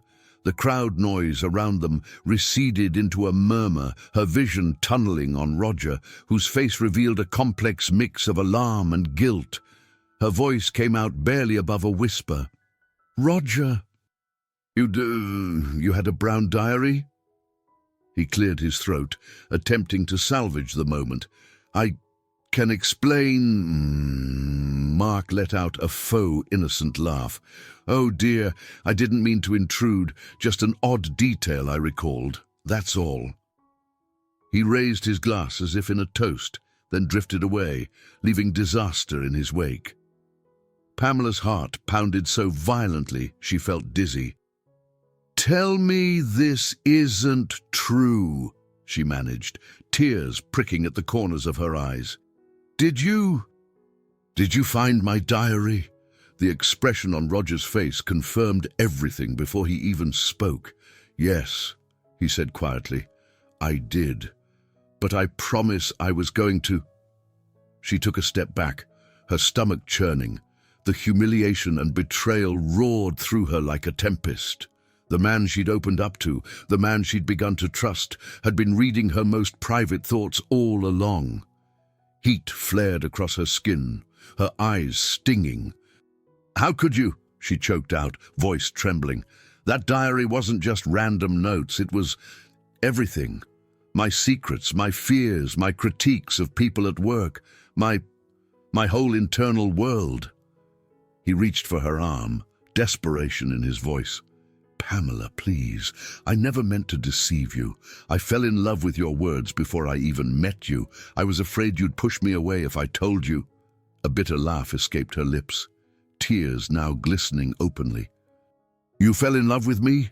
Or with the idea of me you created while reading behind my back? She shook her head, stepping beyond his reach, ignoring the curious glances of nearby guests. She felt acutely aware of every eye in the room, the polished floors, the opulent decor. She had nowhere to hide, no diary to retreat into. Everything was raw, exposed. Roger tried again. I'm sorry. I was going to tell you. I swear, it just got harder the more I realized how much I cared, but each word sounded hollow in the echo of her heartbreak. Pamela swallowed, forcing her shoulders back. She wasn't going to crumble here in front of all these people. She turned her gaze to him, tears slipping down her cheeks. You had every opportunity to be honest, but you chose not to. I can't do this right now. She fled the scene, brushing past glamorous guests who parted like the sea. Her chest felt tight, and her mind reeled with every possible worst-case scenario. The moment she'd always feared, someone reading her innermost confessions, had come true, and it was the very person she'd allowed herself to care for. Anger, betrayal, and an acute sense of loss tore through her, overshadowing everything else. Roger stood frozen, the champagne fizzing in glasses around him as if mocking the rupture of the evening. He felt the weight of Mark's gaze from across the room, but all he could see was Pamela disappearing through the ornate doors. He cursed himself under his breath. The wound he had never wanted to inflict was open, raw, and bleeding. How could he repair something he'd broken at its core? Pamela Clark paced restlessly around her apartment, the lights off despite the late afternoon hour. Outside, autumn sunshine streamed through the windows of Manhattan's Upper East Side, but she kept the curtains drawn. She hadn't slept well in days, haunted by the devastating revelation at the charity gala. Each time she replayed Mark Johnson's smug insinuation, that brown diary. Didn't I see it with Whitman? Her stomach knotted. Worse was the stricken look on Roger's face when she confronted him, confirming her worst fears. She dropped onto her couch, face buried in her hands. Her phone had vibrated incessantly over the last few days. Calls, voicemails, texts from Roger that she refused to answer. Though part of her longed to hear him out, to find some thread of justification, the larger part was overwhelmed by betrayal. He'd read her private pages, the raw confessions she never intended to share. And then he'd chosen to keep it hidden. Twilight fell, seeping blue-gray light into the living room. Pamela rose, stumbling into the kitchen to make tea. The small kettle hissed and whined, a lonely sound echoing in the quiet. Her mind drifted to all the notes she'd scrawled in that diary about her career ambitions and insecurities. How many times had she described her fear of never being understood, of longing for someone who could appreciate her behind her timid exterior?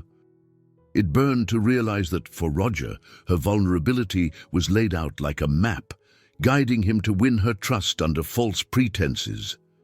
Tears pricked her eyes, and she slammed the kettle down, almost scalding herself. No, she wouldn't let herself fall apart completely. She'd worked too hard to earn her place at the Guggenheim.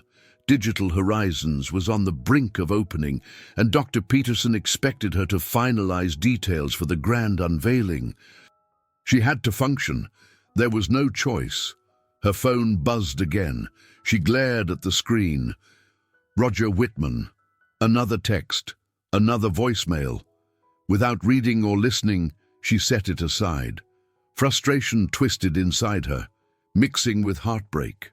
Guilt also flared because a tiny corner of her heart missed his warm presence, but she couldn't face him now.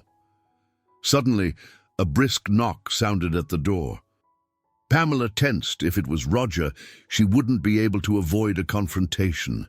She peered through the peephole and felt a wave of relief. Olivia Chen. Opening the door, she found her best friend wearing a concerned expression, takeout bags in hand. "Pam, I've been worried," Olivia said softly, stepping inside without waiting for an invitation. "You're not answering my calls either." Pamela managed a wan smile. "Sorry, my head's in a bad place." Olivia set the bags on the kitchen counter and gave Pamela a tight hug. "Mark told me what happened. He didn't gloat outright, but I could tell he was enjoying the drama." "Are you okay?" Pamela bit her lip, tears threatening. "Not really. I feel like I'm exposed. My private thoughts were in that diary, Liv, and Roger read them, used them to—" She choked on the words. "I don't even know if what he felt was real." "Oh, Pam." Olivia's voice was equal parts sympathy and anger. "I get why you're furious.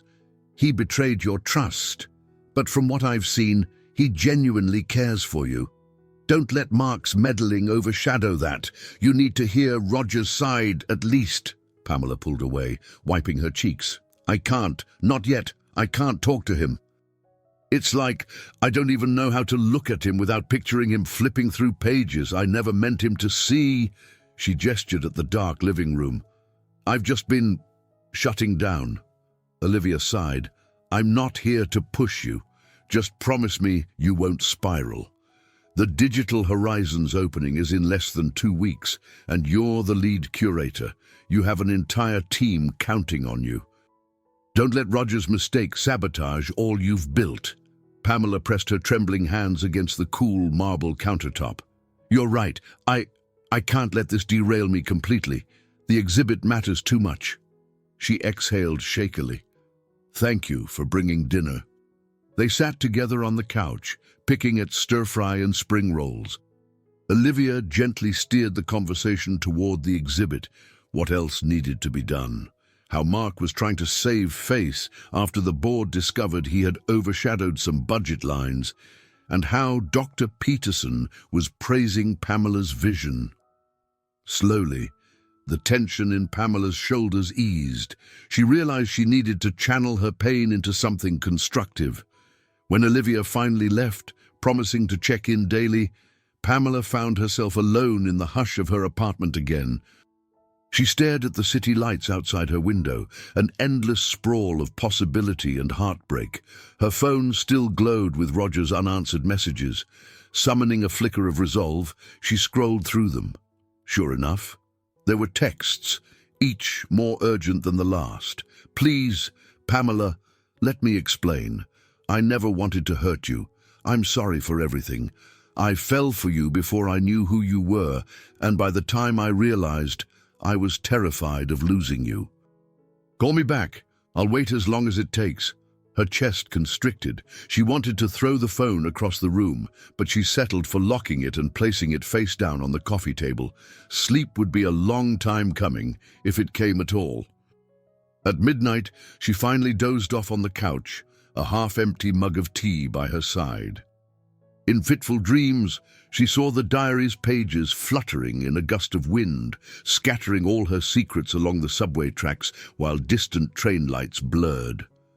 Each time she lunged to retrieve them, an invisible hand pulled them away, leaving her hollow and alone. She woke just before dawn, face damp with tears. She sat up, heart pounding, realization flooding her. She couldn't continue like this. She needed to reclaim her sense of self, both at work and in her personal life, even if it meant forging forward without Roger or the illusions of safety she'd once clung to. Morning arrived with grey clouds and a persistent drizzle that clung to the city's skyline. Pamela trudged into the Guggenheim earlier than usual, hoping to avoid awkward run-ins and to focus on finishing crucial tasks. She wore a simple black turtleneck dress and low heels, her hair tied in a no-nonsense bun. The reflection that caught her eye in the museum's glass entrance showed a woman who looked older than her 32 years. 2 weeks of emotional turmoil had carved faint worry lines around her eyes. She headed straight to her office, ignoring Mark Johnson's passing nod. Once inside, she shut the door, flicked on a desk lamp, and powered up her computer to tackle the updated floor plans for Digital Horizons. She had an entire schedule to finalize: installations, lighting tests, staff training for interactive components. The opening was just days away, and the city's art press had begun inquiring about preview tours. A knock interrupted her thoughts. She tensed, expecting Mark, or maybe an assistant with urgent questions. Instead, Claire stepped in, an envelope clutched in her hand. "Hey," Claire said softly. "A courier dropped this off about 10 minutes ago. It's addressed to you, specifically." Pamela accepted the envelope, noticing no return address. Her name was scrawled in bold, slanted handwriting, and something in her gut twisted. She suspected who might have sent it. "Thanks, Claire," she murmured. Claire hesitated. "You doing okay, Pamela?" "You've been, more reserved than usual." Pamela forced a small smile. "I'll be fine, really. Just a lot on my plate."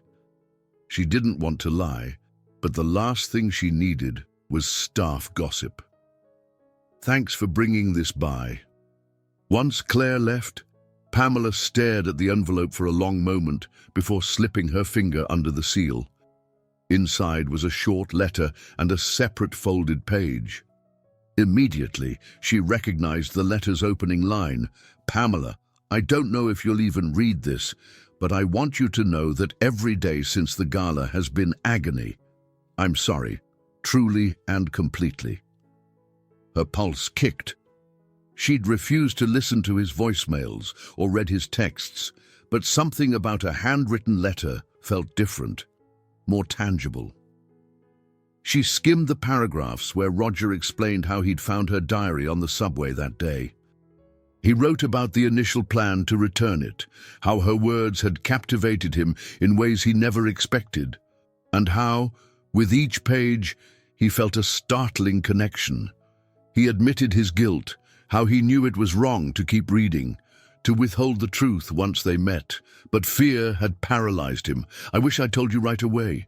The more I got to know you, the real you, in person, the more I was convinced you'd never forgive me for invading your privacy, for crossing this line.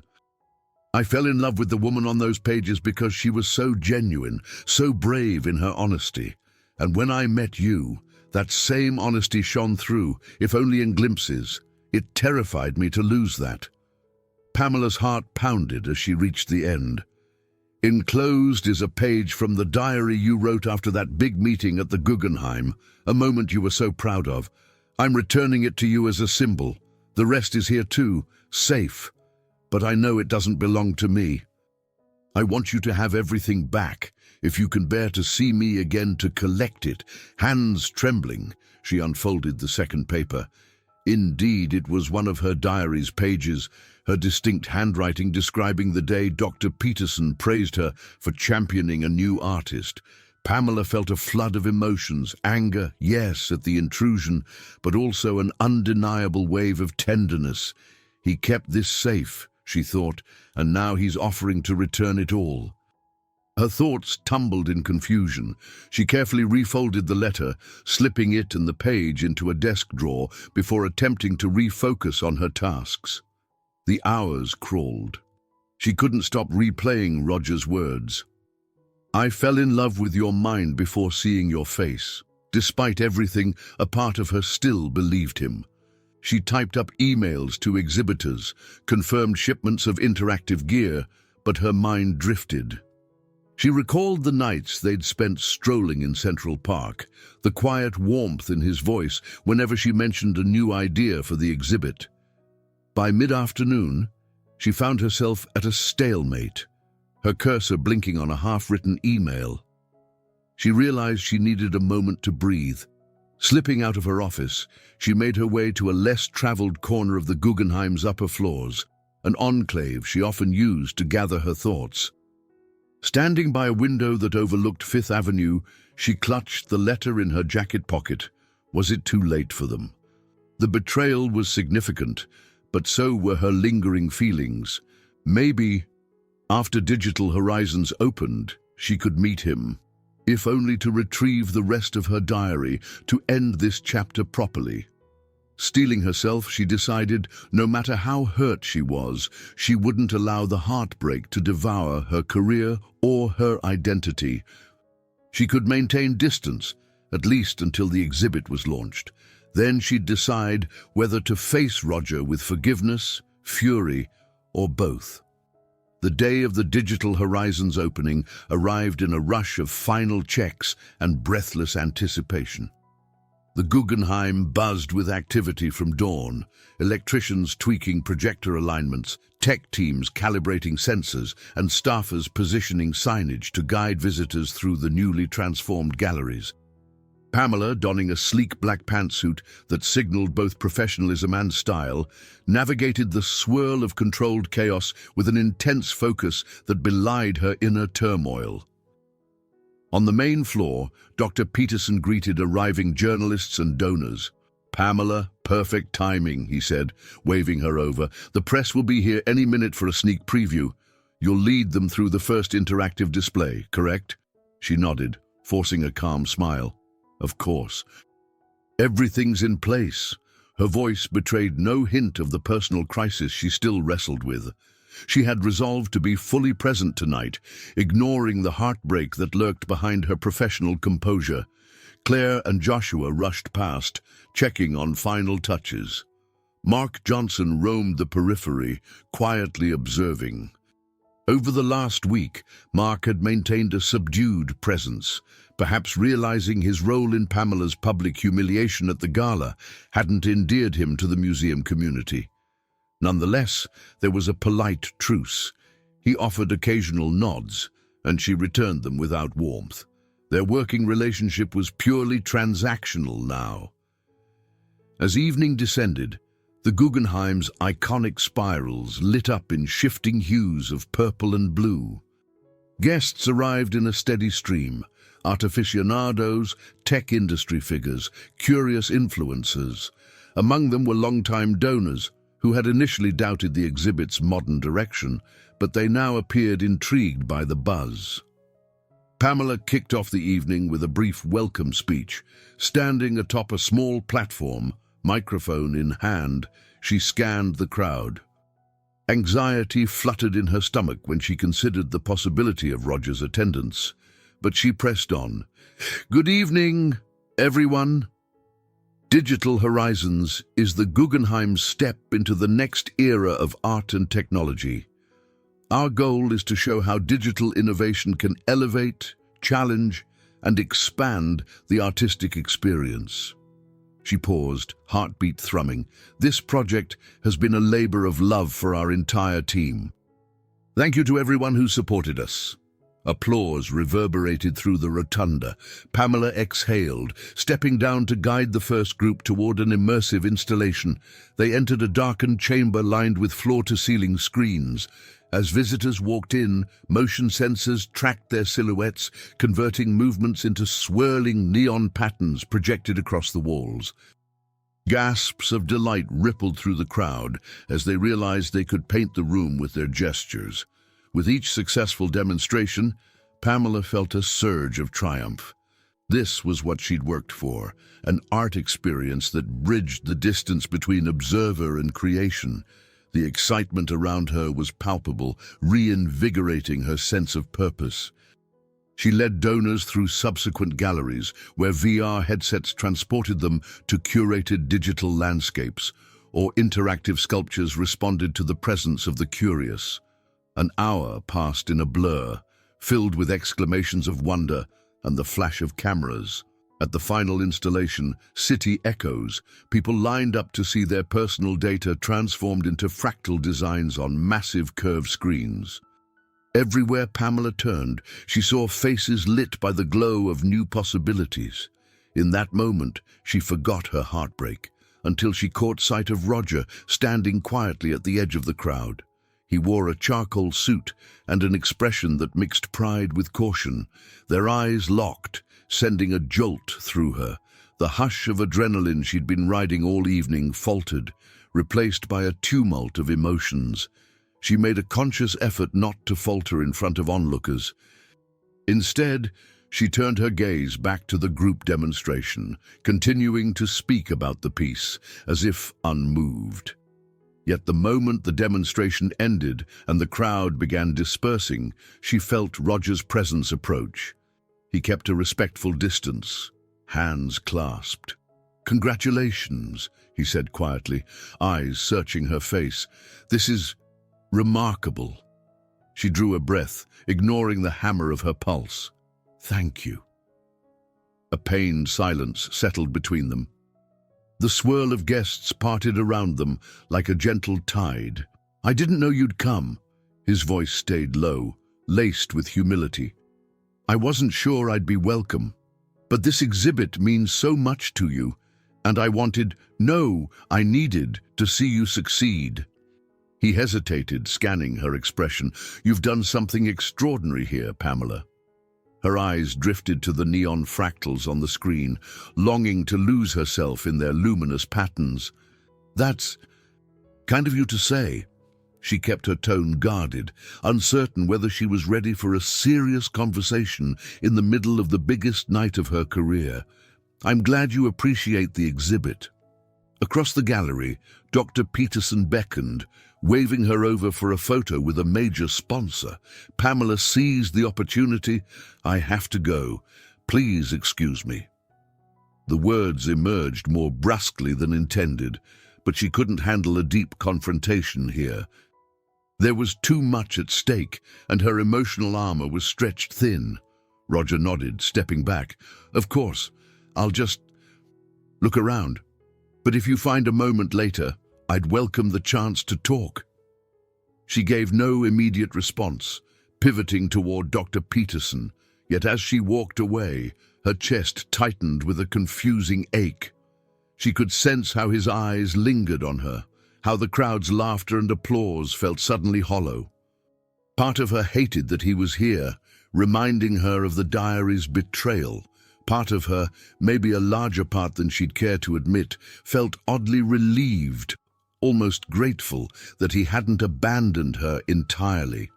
Throughout the rest of the opening, she caught glimpses of Roger drifting from one installation to the next, never interfering, never pushing her for a conversation. He simply observed, quietly respectful. That strange combination of devotion and remorse in his posture made her heart twist with conflicting feelings. Late in the evening, after the final wave of guests began to disperse, she found him again near the museum entrance, gazing up at the Guggenheim's spiral ramps with a faraway look. In that fleeting second, she realized she couldn't avoid him forever.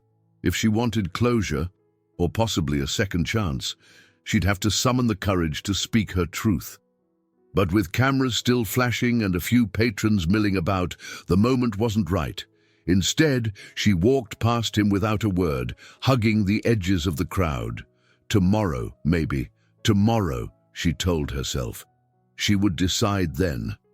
The following evening, after the electrifying success of Digital Horizons, Pamela found herself seated at a small cafe near the museum, a quiet spot she sometimes used as a personal retreat. Tonight, though, her purpose was clear. She'd texted Roger an hour earlier, agreeing to meet him away from prying eyes.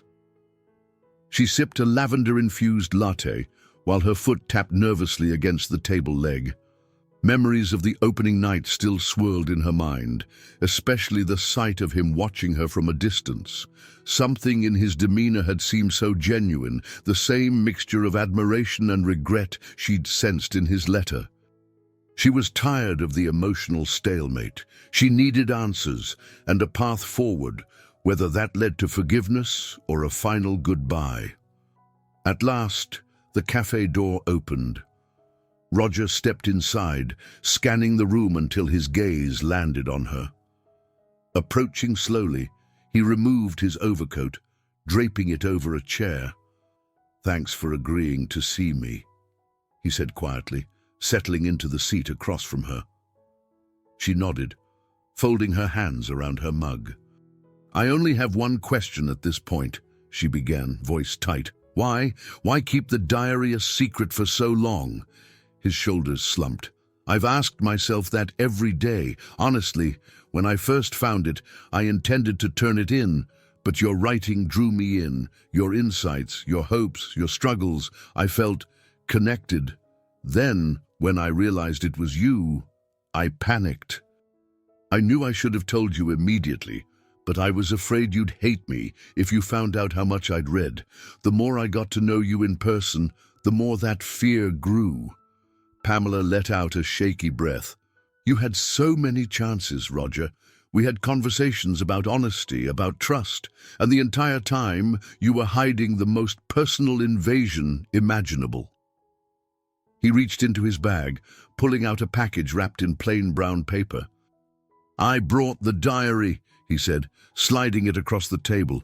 "Everything is here, including the page I sent you. It belongs to you." She stared at the package, her heart twisting. The mere sight of it brought back the sting of violation. But she also felt a pang of relief. Finally, her private words were returning to her hands. She swallowed hard, uncertain whether she even wanted to read them again. "Thank you," she managed, resting a hand protectively on the package. Silence stretched between them. The cafe's ambient hum of conversation and clinking dishes felt miles away. "Roger," she said at last, "do you understand how deeply this hurt me?" "Yes," he whispered, "and I'm sorry." She exhaled, fighting tears. "I believed in us. I thought we had something genuine." He leaned forward, eyes shining with regret. "We did. We do. Everything I said, every moment we shared, that was real. The diary introduced me to your mind and heart, but it was you, the living, breathing Pamela, who made me fall in love." Those last words struck her like a chord she both wanted and dreaded to hear. She clenched her jaw, her eyes glistening. "Don't you see how unfair that is?" she asked, voice trembling. "You had a window into my soul, but I knew almost nothing about you. How am I supposed to trust anything now?" He raked a hand through his hair, clearly at a loss. "I've asked myself the same question. I can't force you to trust me again. I can only hope you'll consider the possibility that my feelings were genuine. I'm ready to tell you anything about my life, my work, my past regrets, if it means you'll give me a chance to earn your trust." Pamela's gaze dropped to the diary on the table, her emotions a tangled knot. Part of her wanted to fling the package in his face and storm out. Another part screamed at her that they shared a rare connection, something she might never find again. "I need time," she managed, voice subdued. "This isn't just about your regret. It's about me feeling robbed of my own privacy."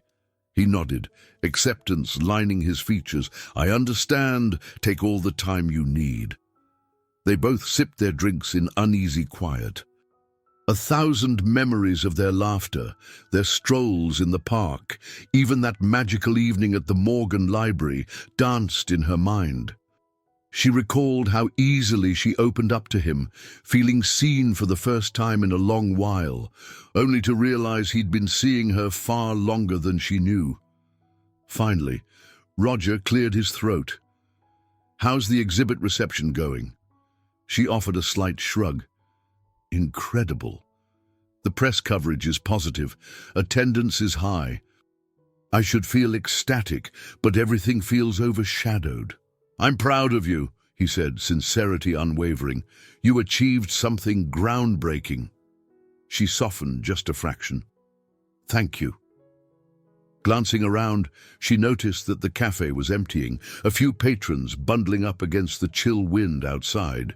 She realized how exhausted she felt, emotionally drained, unsure if she could muster more discussion tonight. Gathering her courage, she met his gaze one more time. "I can't give you a definitive answer yet, Roger. The hurt is too fresh, but I'll think about this, about us." He looked down, hiding the flash of sadness in his eyes. "That's more than I deserve," he said quietly. They stood, and he helped her slip into her coat. A small, familiar gesture that once would have felt comforting now sent a ripple of conflicting emotions through her. As they headed to the door, she clutched the diary package in her arms like a shield. Outside, they paused under the lamplight, the city's roar muffled by evening calm. "I'll wait for your call," he said, stepping aside to give her space. She managed a brief nod. "Good night, Roger." With that, she turned and walked away, the diary pressed tightly to her side. Though she didn't look back, she could sense him there, watching her disappear into the maze of Manhattan streets. And as she pressed onward, her thoughts churned. Could she ever move past this betrayal, or was it the cost of genuine intimacy that one must risk such devastation to find something real? Days turned into a week after the tense meeting in the cafe, and Pamela found herself approaching the Guggenheim with a different stride, a new sense of resolve settling into her bones. Digital Horizons was a resounding success. The exhibit's interactive nature drew crowds of all ages, and the museum's daily attendance soared. Reporters praised Pamela's innovative curation, lauding how she and her team had blended the Guggenheim's classic space with avant-garde experiences. Inside the museum, she spotted Dr. Peterson in conversation with a group of young artists. He waved her over enthusiastically. "Pamela," he said, voice brimming with pride, "I was just telling these folks how your exhibit has become a cornerstone of our modern outreach. Congratulations again on making history here." Heat blossomed in her cheeks. "Thank you, Dr. Peterson, but it was definitely a team effort," he chuckled, patting her shoulder. "You're too modest. Enjoy this moment. You've earned it." She nodded, excusing herself with a polite smile. Wandering through the exhibit's main gallery, she paused to watch a cluster of visitors interacting with a motion sensor piece. Their delight reminded her why she'd poured so much of herself into this project. For a moment, the swirl of heartbreak receded. She felt accomplished, recognized, almost whole, yet the diary, now safely at home, beckoned every night. She'd opened it just once, reading her most recent entries before the day she lost it on the subway. The rawness of those final lines had made her heart twist, but something else stuck out. She'd written about craving genuine human connection, about wishing someone would see her intimately. The irony wasn't lost on her. Roger had certainly seen her in that way, though not as she'd intended. In the corridor, she nearly collided with Mark Johnson. He stiffened, stepping back. "Pamela," he greeted flatly. And then, to her surprise, he added, "I know we've had our differences, but I wanted to say your success is well-deserved. The board is impressed." She studied him warily, uncertain if another cutting remark lurked behind his calm tone. Instead, he seemed subdued. "Thank you," she answered, polite but guarded. Mark hesitated. "Look, about the charity gala. I may have, made a poor joke at the wrong time. I know it caused you grief. I didn't intend to sabotage everything between you and Whitman." Pamela's brow furrowed. "Your words had consequences, Mark, but I appreciate the acknowledgement." He nodded, as close to an apology as he might ever come. With that, they parted ways. The tension that once defined their interactions felt muted now, overshadowed by bigger concerns. She exhaled, heading for her office to gather some paperwork.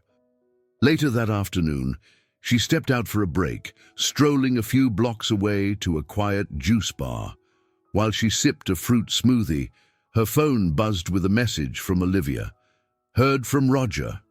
How are you holding up?"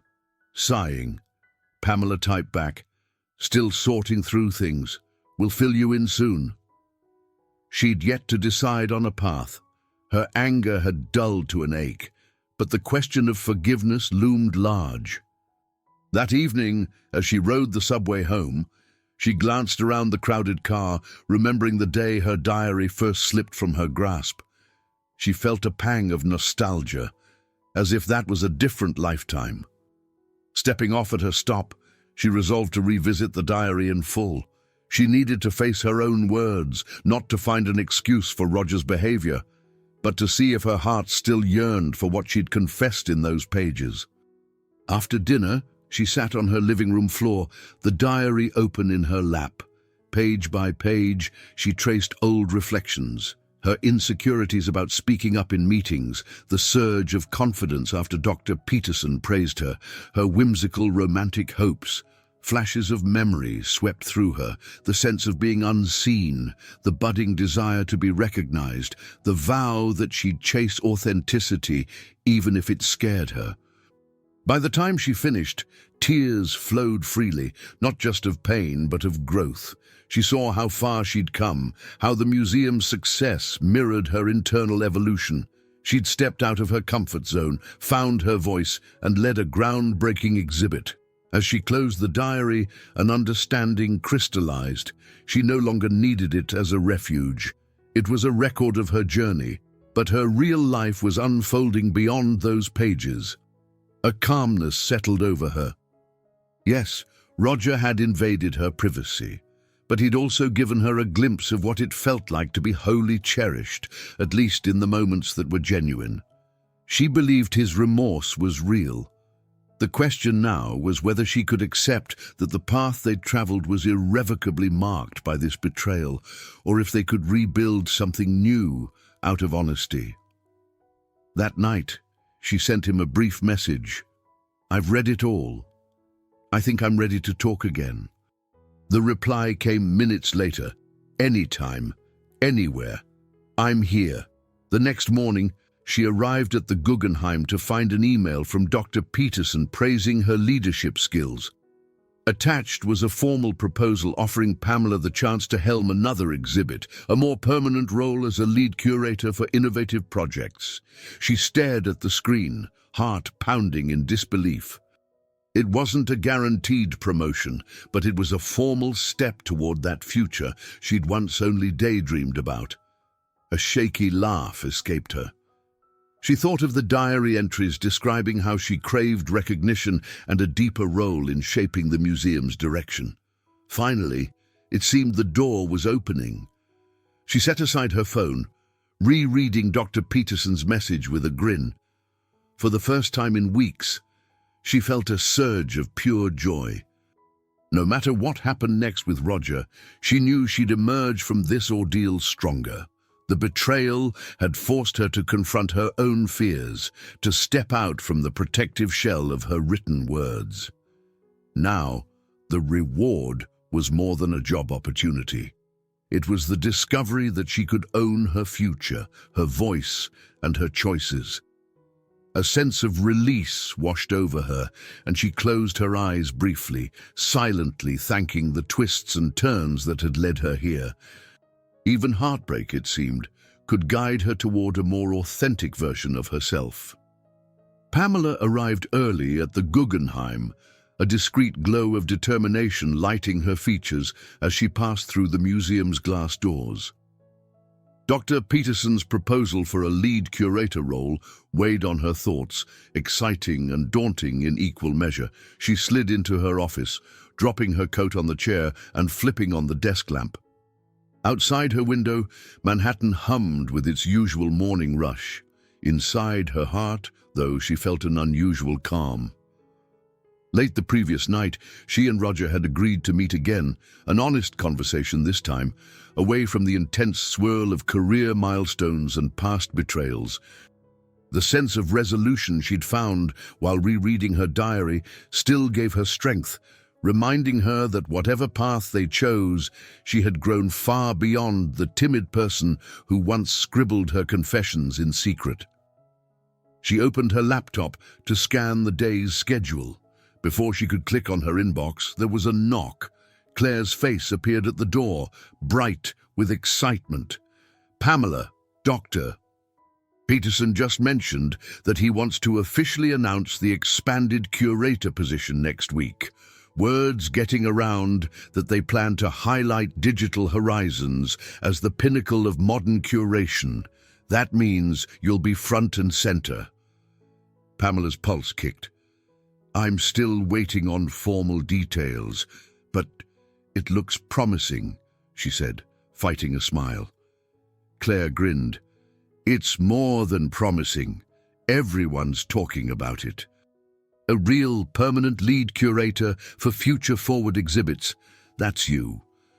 Warmth spread through Pamela's chest.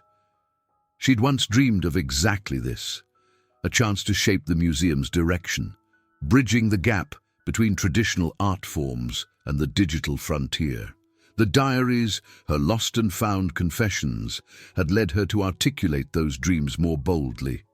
"Thanks, Claire. I appreciate your support." Once Claire left, Pamela leaned back in her seat, glancing at her phone. She and Roger had agreed to meet at a small garden behind the Metropolitan Museum of Art, a place neither of them frequented, ensuring privacy. Before heading out, she took a moment to gather her thoughts. Yes, she still felt the echo of betrayal, but she also believed in the possibility of growth. She couldn't ignore that her own vulnerability had, in a strange twist, led her to this professional breakthrough. By late morning, she slipped from the Guggenheim, politely declining Mark Johnson's questions about the new role. The walk to the Met took her along Fifth Avenue, the crisp autumn wind rustling fallen leaves at her feet.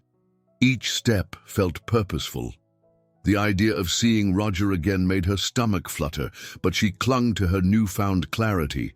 She wasn't the same woman who had relied on her diary to process every emotion. She could handle an honest, face-to-face reckoning.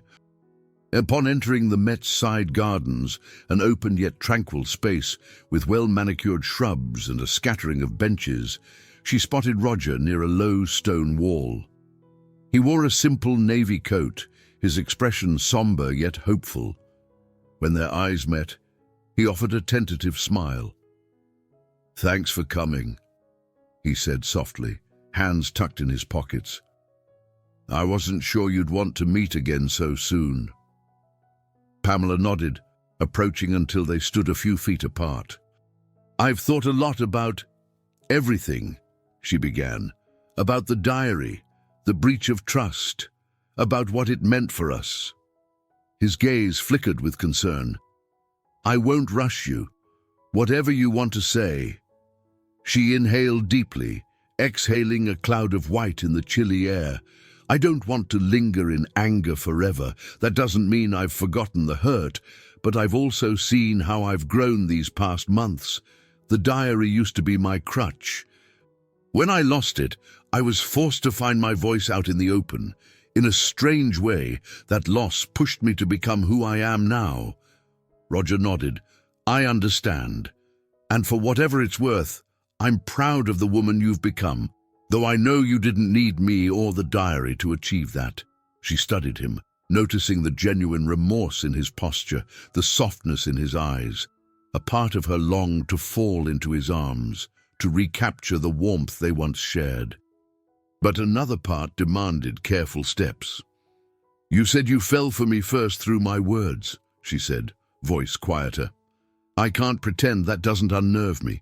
Even now, it's like you had an unfair advantage." He swallowed, meeting her gaze. "It felt like I was reading a story so beautiful, I couldn't look away. By the time I realized how intrusive it was, I was already enthralled. I know that doesn't excuse my decision to hide it. I'll carry that regret." Pamela exhaled, the faint wind tugging at her hair. "I've accepted that what's done is done. The question now is if there's a future for us that's built on honesty, not secrets." Roger stepped closer, a cautious but earnest gesture. "I want that more than anything. I won't lie or omit truths again. I can't promise I won't ever make mistakes, but I promise to face them openly." She stared into his eyes, searching for any sign of deception. Finding none, she felt tension ease in her shoulders. "I'd like to try," she murmured, "but it has to be on new terms. Trust has to be rebuilt, and I won't rush it. We take it slow, no illusions, no hidden corners." He nodded, relief washing over his features. "Whatever you need, I'm here." For a moment they stood in silence, the city's muted rumble in the background. Then she gently took his hand. The touch was brief, tentative. Yet it spoke volumes, of a wound not fully healed, but no longer bleeding. She let her fingers slip away after a moment, a promise that she would choose closeness at her own pace. "Let's walk," she suggested, gesturing to a path that curved around the garden. "We can talk about something simple, like favorite childhood books." Roger laughed softly. "Childhood books? Sure. I had an obsession with space adventures. I wanted to be an astronaut at age 7. Pamela managed a small grin. "I was all about art history encyclopedias and old photo albums from my grandparents." They began strolling side by side, tentatively weaving small anecdotes into the air. Though unspoken tensions lingered, their step-by-step conversation represented a new beginning, a choice to step forward rather than dwell on the past. After half an hour, they paused by a small decorative fountain. She realized with mild surprise that she felt lighter. In the absence of the diary's overshadowing guilt, they were forging a connection as two flawed people seeking something real. They'd have to revisit the painful memories eventually, but for today, cautious laughter and open honesty were enough. As they parted, he offered to walk her back. She declined, insisting she needed time alone to reflect. But she thanked him for understanding. At the garden's exit, they lingered in a silent farewell. No hugs or kisses this time, just the promise of possibility. She turned away, heading back toward the museum district. With each step, her heart softened a little more, awakening to the notion that from betrayal could come a deeper intimacy if both parties chose vulnerability over fear. And in that moment, she felt ready to take that risk. A week of cautious contact followed, marked by quiet text messages, brief phone calls, and a shared understanding that they were rebuilding piece by piece. After years of confiding her fears to private pages, Pamela found the shift to open communication jarring but also liberating. She was discovering how to articulate her needs, clarity, patience, and above all, unwavering honesty. One chilly morning, while sipping coffee in her now less cluttered apartment, she decided to bring Roger deeper into her life, on her own terms. She'd arranged a private tour for him at the Guggenheim. Not a grand event, just a casual after-hours walkthrough of Digital Horizons, where they could talk about the art, her process, and what truly fueled her passion. As evening fell, Roger arrived, stepping through the museum's massive doors. The main lights were dimmed, with only a few gallery lamps illuminating the exhibit. A security guard nodded respectfully at Pamela, recognizing her as the curator. She had cleared the arrangement with Dr. Peterson, who seemed pleased that she was extending the museum's vision to those she trusted, and she was making a deliberate statement.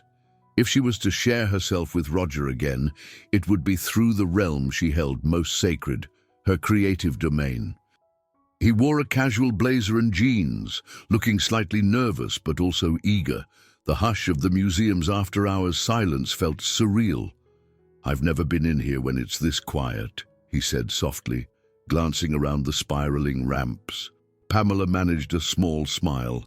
"It's like discovering a different side of this place. No crowds, no flashbulbs.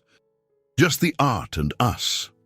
They started with the interactive VR installation that used motion sensors to paint patterns with the viewer's movements. Roger watched in awe as faint beams of light traced their silhouettes. "This is stunning," he murmured. "You conceptualized it, right?" She nodded. "I collaborated with the artist, Elena Laramie, but I pushed for deeper interactivity. I wanted people to feel like they weren't just observers, but co-creators." A poignant glance passed between them. Roger recalled one of her diary entries describing how she often felt like an observer in life, too afraid to participate. "And now you're leading them to co-create. That's powerful," he said. They moved on to City Echoes, the installation that used aggregated data from visitors to form fractal visuals. He took a turn, stepping onto the pressure pad that captured basic biometric information: heartbeat, footsteps, posture. The swirling neon shapes on the wall responded, shifting color and pattern in real time. "How does it feel?" he asked. "To know thousands of people come here and reveal these details, even if only partial?" Her lips twitched in a brief smile. "It's voluntary, and we never store the data. But yes, it's a paradox. They share something intimate to create something beautiful. That's the trade-off for a meaningful experience." Roger's eyes settled on her. "Like being vulnerable in a relationship." The question cut through the darkness, as delicate as it was direct. She met his gaze, heart pounding. "Yes," she admitted, "like that." They continued through the galleries, drifting into deeper conversation about her new lead curator opportunity, her vision for future projects, and how she'd initially hidden in the safety of her diary. She spoke candidly about her struggle to open up face to face. "When you read my diary, you saw a side of me I never showed publicly," she said, pausing beside a display. "I always worried that if people saw the real me, my insecurities, my fears, they'd push me away." Roger touched her arm lightly, ensuring she was comfortable with the contact. "I know I violated your boundary. I can't change that. But I can choose how I move forward. I won't let your transparency be something I exploit ever again." Her chest tightened with emotion. In the silent corridors, A swirl of colored lights danced across their faces from a nearby projection. She believed him, that sincerity in his voice was undeniable, but trust was a fragile thing, not rebuilt overnight. "I need you to understand," she said. "I'm not guaranteeing a fairy tale from here on out. I still feel the sting of betrayal. But I also care about you, and I don't want to lose what we've started." He exhaled in relief, eyes glistening. "I'm grateful for any second chance. You have no idea." At the final gallery, they paused before an experimental piece that merged digital visuals with live streaming from an artist's studio. Pamela explained how the artist's real-time brushstrokes fed directly into a digital matrix, layering paint and pixels simultaneously. "We watch creation unfold in real time," she said softly. "Imperfections and all." Roger gave a crooked smile. "Sounds a lot like us, figuring out how to blend two worlds, revealing imperfections in the process." She gave a small nod. "Yes, I guess so." They lingered, taking in the slow bloom of color on the screen. Each brushstroke was a leap of faith, an act of vulnerability for the artist. The parallel wasn't lost on either of them. In that hush, Pamela turned toward Roger, letting her hand slip into his. This time, she didn't withdraw. The simple gesture felt like a choice, a step forward. He squeezed her fingers gently, no words necessary. Finally, they retraced their steps to the lobby, where dim emergency lights cast soft shadows on the sleek floors. Outside the front doors, night had fully fallen, leaving Fifth Avenue bathed in street lamps. She paused, peering out at the city that had once felt so impersonal. Now it was a place where she'd found her voice, and perhaps a second chance at genuine love. "Thank you for showing me this side of the Guggenheim," he whispered, returning her gaze, "and thank you for letting me in, even a little." Pamela inhaled the stillness of the museum's after-hours air. "I can't promise we'll be perfect," she said, "but we can be real." He nodded, eyes bright. "That's all I want." Without further hesitation, they stepped out onto the steps, the echo of digital horizons at their backs. The future still held uncertainty, but for the first time since the diary debacle, Pamela felt a potent sense of hope blooming in her chest, hope that perhaps the real art in life was forging imperfect connections, trusting that shared honesty might transform even the deepest scars into something beautifully human. A few days later, the museum's official press event arrived, dedicated to celebrating digital horizons and revealing the Guggenheim's plans for future innovative exhibits. The crowd gathered in the main rotunda, cameras flashing as reporters jostled for position. Pamela stood with Dr. Peterson near a small podium, the hush of excitement permeating the air. Mark Johnson lingered on the periphery, acknowledging attendees with polite nods. The tension between him and Pamela had cooled to a distant civility, especially given Dr. Peterson's open support of her. Claire and Joshua hovered nearby, giving Pamela encouraging thumbs-ups. In the crowd, Olivia grinned from behind a group of staff, mouthing, "You're amazing." Pamela's heart warmed at the sight. As the event began, Dr. Peterson stepped up to the microphone, welcoming everyone. He introduced board members who praised the museum's heritage and trajectory. Then, with a proud smile, he called Pamela to the stage. "Ladies and gentlemen, let me present the driving force behind Digital Horizons, the visionary who brought this exhibit to life," Dr. Peterson announced. "Pamela Clark, our junior curator, whom we are proud to recognize for her significant contributions. In fact," he paused for effect, "I'm delighted to confirm that Pamela has accepted a newly created lead curator position focusing on emerging art forms. We see a bright future under her guidance." Applause thundered through the rotunda. Pamela stepped up, face flushed with both nerves and exhilaration.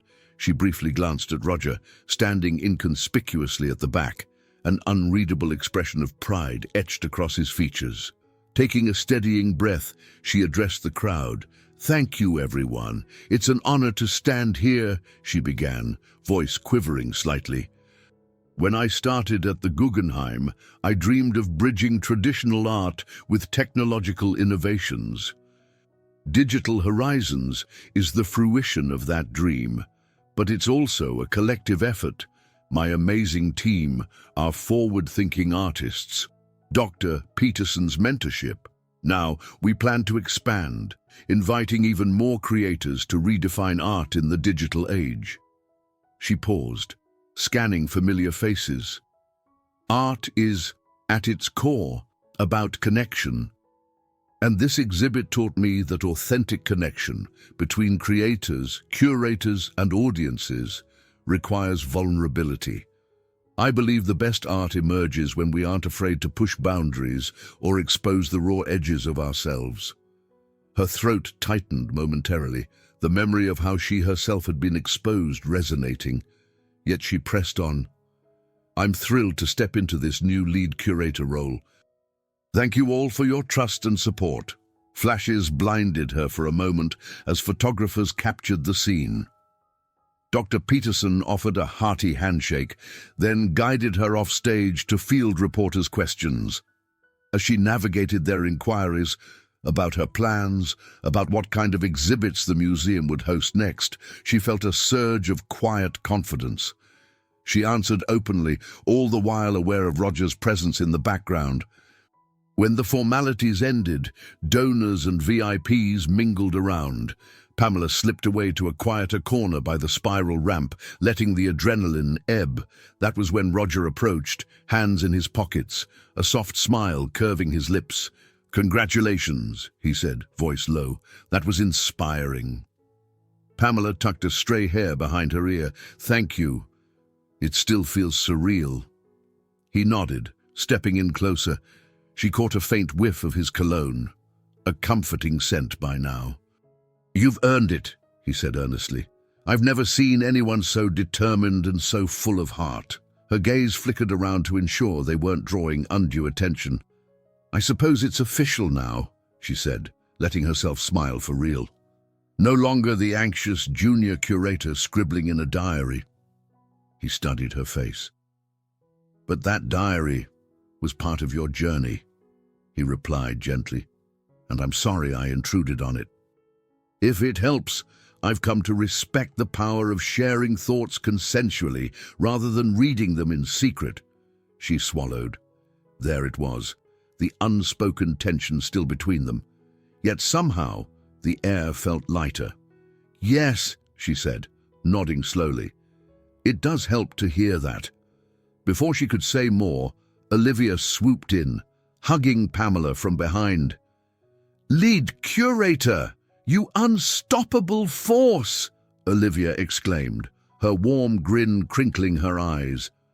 She glanced at Roger with a polite smile, acknowledging the complicated dynamics without intruding. "I'm stealing her for a celebratory dinner with some of the team. You'll join, right?" Pamela looked uncertain, glancing at Roger. He smiled with gentle acceptance. "Go enjoy with your colleagues. This is your night." Her lips parted in a tentative grin, touched by his graciousness. "We'll talk later," she promised, lightly squeezing his arm as Olivia whisked her away toward a group of staff members clinking champagne glasses. Roger watched from a distance as she entered the cheerful throng, receiving praise and toasts. A swell of pride mingled with a bittersweet pang that their relationship still hovered in an in-between state. Not quite fully reconciled, yet no longer broken beyond repair. He found himself recalling the earliest diary entries he'd read, where she questioned her own competence and her fear of being overshadowed by more outspoken colleagues. Standing there now, confident and celebrated, she was a testament to her own resilience. After chatting briefly with Dr. Peterson, who thanked him for supporting the museum's new digital expansions, Roger decided to slip out, The night belonged to Pamela, and she deserved the spotlight. He stepped into the crisp air outside, the swirl of city lights reflecting his conflicted mood. Every step away from the museum felt like an acknowledgement that, despite the progress, they still had to carefully piece their bond back together. Meanwhile, inside, Pamela clinked her glass with Claire and Joshua's, her mind half occupied by thoughts of Roger's discreet exit. She couldn't deny the tug of longing. But for now, she was grateful for the space to celebrate her professional triumph, a victory that felt like the culmination of every self-doubt she'd poured onto diary pages, every risk she'd taken in real life. Later, as the crowd began to thin, she slipped upstairs to her office for a moment of solitude. She gazed at the city through the window, the skyline a patchwork of glowing windows and neon signs. This was her life now, on the cusp of something bigger, more confident. A wave of gratitude coursed through her, not just for the museum's recognition, but for her evolving sense of self. She thought of Roger, how he had become a strange catalyst to her growth, painful but transformative. Perhaps that was the nature of trust, sometimes shattered before it could be reforged into something even stronger. Over the next month, Digital Horizons continued to draw record numbers. Pamela spearheaded additional seminars, inviting local tech innovators to speak about the role of augmented reality and AI in the art world. Young curators from other museums asked her for advice, seeing her as an emerging authority on digital curation. She spent hours mentoring interns, encouraging them to explore bold concepts without fear of judgment. It became clear that her new position as lead curator wasn't merely a title, it was an evolving responsibility. Dr. Peterson asked her to pitch a long-term vision for the Guggenheim, mapping out the museum's next 5 years of cutting-edge shows. She poured her heart into it, collaborating with staff across various departments. Mark Johnson, although maintaining a distance, grudgingly acknowledged her leadership. Now and then he contributed insights or data she needed, and the rest of the time he kept to his own exhibits. In parallel, her personal life unfurled at a more gradual pace. She and Roger spoke by phone regularly, exchanging anecdotes about their days. Sometimes they chatted for half an hour about new creative projects or the complexities of running a tech empire, yet both were mindful not to leap into romantic gestures too quickly. They'd meet for occasional dinners or strolls through Central Park, cautious about letting each moment unfold organically. One crisp Saturday morning, Roger invited her to Whitman Tech's main office for a private tour. She hesitated at first.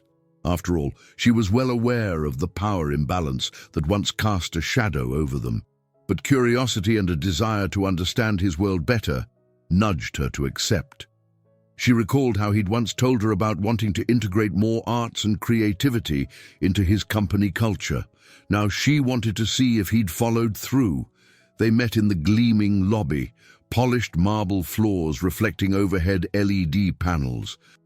Roger stood by the reception desk, greeting her with a subdued smile.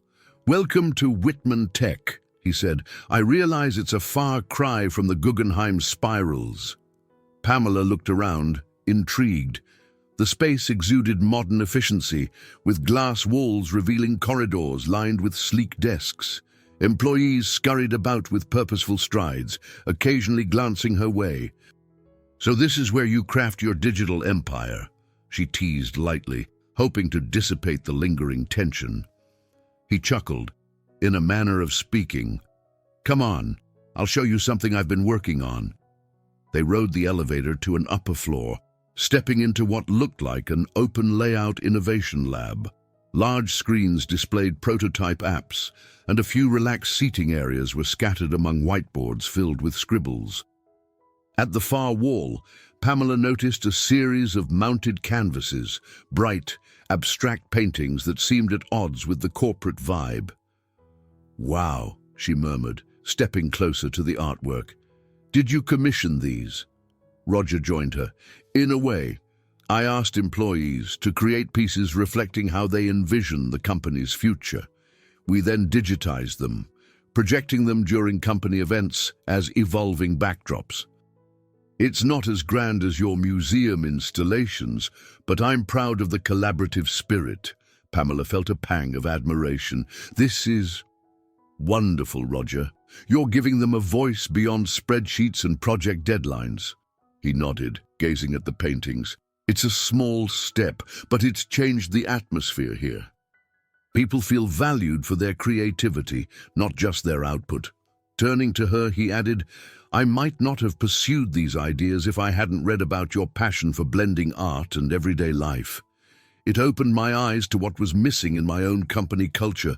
The mention of her diary-triggered influence made her spine tense, yet she couldn't deny a sense of quiet gratification. Something positive had emerged from the breach of trust, if only in these intangible ripples of inspiration. I'm glad, she replied softly, even if it came from complicated beginnings. He met her eyes. Maybe we can reshape it into something good. Not a justification, but a second chance. She exhaled, letting her guard down slightly. Yes, a second chance can still hold meaning if we build it with honesty. They continued exploring the workspace, greeting a few team leads who recognized Roger. One stopped to praise the new art initiative, while another eagerly demonstrated a prototype for an employee wellness app. Pamela looked on, impressed by their enthusiasm. The more she saw, the more she glimpsed a side of Roger that resonated with her, a leader who genuinely sought to integrate humanity into a fast-paced corporate environment. Eventually, they reached a quieter lounge area with large windows overlooking Midtown. There, a coffee machine and plush chairs invited them to sit. Pamela accepted a cup of cappuccino, turning to watch the bustling streets below. This city never stops, she mused. Sometimes it feels like we're chasing it, trying not to get swallowed up. True, Roger agreed, settling beside her. But I think we're learning how to stake out our corners of it, places where we can slow down and breathe. Pamela nodded. She toyed with the edge of her coffee cup, reflecting on how she'd once poured her anxieties into a diary she guarded fiercely. Now, her life felt more open, even with its challenges. She glanced at Roger. In the gentle quiet, she felt comfortable enough to reach for his hand. He responded by interlocking their fingers. The moment felt calm, unforced, a subtle testament to the slow repair of trust. They chatted for another hour, discussing upcoming exhibits and the possible crossovers between Whitman Tech's philanthropic ventures and the Guggenheim's educational programs. Nothing was decided, no grand announcements made, just the seed of a future collaboration that might blossom if nurtured with care. When they finally parted ways, he walked her to the lobby. She paused by the door, meeting his gaze. I'm proud of what you're doing here, she said, voice gentle. It's good to see you finding your own creative outlet. His face lit with gratitude. Thank you.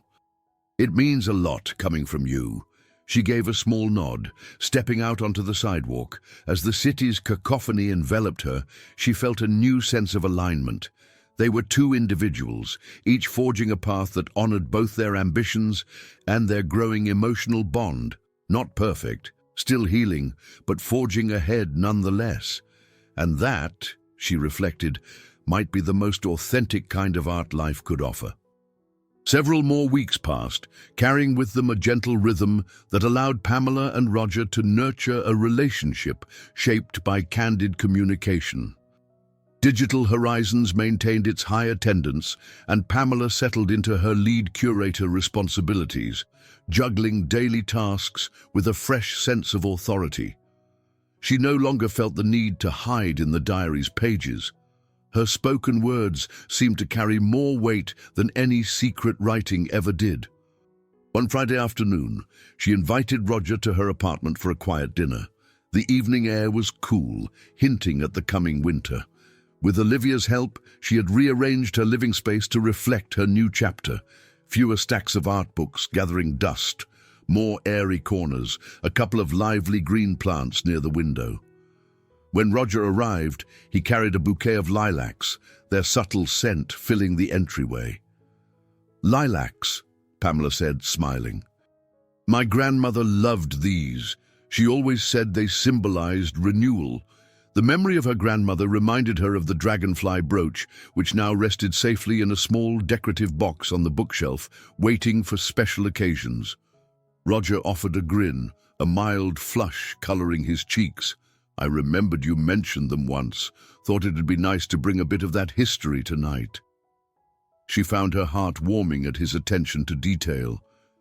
Leading him into the kitchen, she showed him the simple dinner she'd prepared: roasted vegetables, a hearty lentil stew, and fresh bread from a local bakery. It was modest, but full of comforting aromas. While they worked side by side, ladling stew into bowls, the tension that once hung between them felt almost like a distant memory. They ate at her small dining table, illuminated by a soft overhead light. Between spoonfuls of stew, they spoke about everything from the next Guggenheim exhibit to Whitman Tech's philanthropic expansion into art education. Occasionally, a comfortable lull in conversation allowed them to savor the familiarity building between them. After dinner, Pamela cleared the dishes while Roger tidied the table. They reconvened in her living room, where she had placed the diary, her once constant companion, prominently on the coffee table. It looked almost out of place in this more open environment, its cover a reminder of the vulnerability and hurt that had once enveloped them. Roger's eyes flicked to the diary, then back to her. "Are you comfortable keeping it out like that?" he asked gently. She nodded, settling onto the couch. I've made peace with it. The diary served a purpose, but I don't rely on it the way I used to. It's part of my story, not the full story." He hesitated, then took a seat beside her. "I'm relieved to hear that. I know it was a source of pain." Pamela rested her hands in her lap, considering her next words. "You know, when I reread it after you returned it, I realized I was clinging to a version of myself, someone who was too afraid to speak up. In a way, losing it forced me out of that shell." He nodded, empathy etched across his features. "I wish you hadn't been forced. I wish I'd just handed it back immediately. But I am grateful I got to know the real you, even if it started in the worst way possible." The sincerity in his voice melted her guarded composure. With a quiet exhale, she reached out, placing a hand on his. "Roger, we can't change how this began, but I believe in what we're building now. It's not perfect, and I'm sure we'll argue or face new challenges. Still, I'm not that woman hiding behind pages, and you're not the man concealing your intentions. We're here, openly, right?" He squeezed her hand gently. "Absolutely." The warmth in his eyes gave her courage. Leaning forward, she brushed a tender kiss against his lips. It was neither urgent nor hesitant, just a slow affirmation of the closeness they had fought to reclaim. His arms slipped around her waist, pulling her closer. For a moment, the city's distant hum faded into nothingness. They were left with the steady pulse of their shared breath, the faint swirl of memories, both painful and liberating, and an unwavering sense of yes. When they finally drew apart, Pamela rested her forehead against his. "We keep talking," she whispered, "whenever something feels off. We don't let fear push us into secrecy again." He nodded, voice low. "I promise, never again." They fell into a companionable silence, her head resting on his shoulder.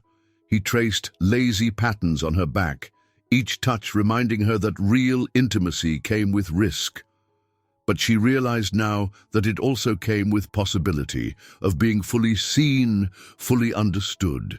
Eventually, they moved to her balcony, a small space overlooking the city's glittering skyline. She handed him a mug of tea, taking one for herself. Together, they leaned against the railing, watching headlights weave through Manhattan's streets. A gentle wind ruffled their hair. Pamela took a sip, letting the warmth settle in her chest. "You know," she said, "my old diaries spanned years of my life, various moments I was too afraid to share out loud. I don't regret writing them, but I don't need them the same way now. I think I'm ready to write a new story, one that isn't confined to private pages." Roger smiled, slipping an arm around her waist. "A new story with a collaborative author, maybe." She laughed softly.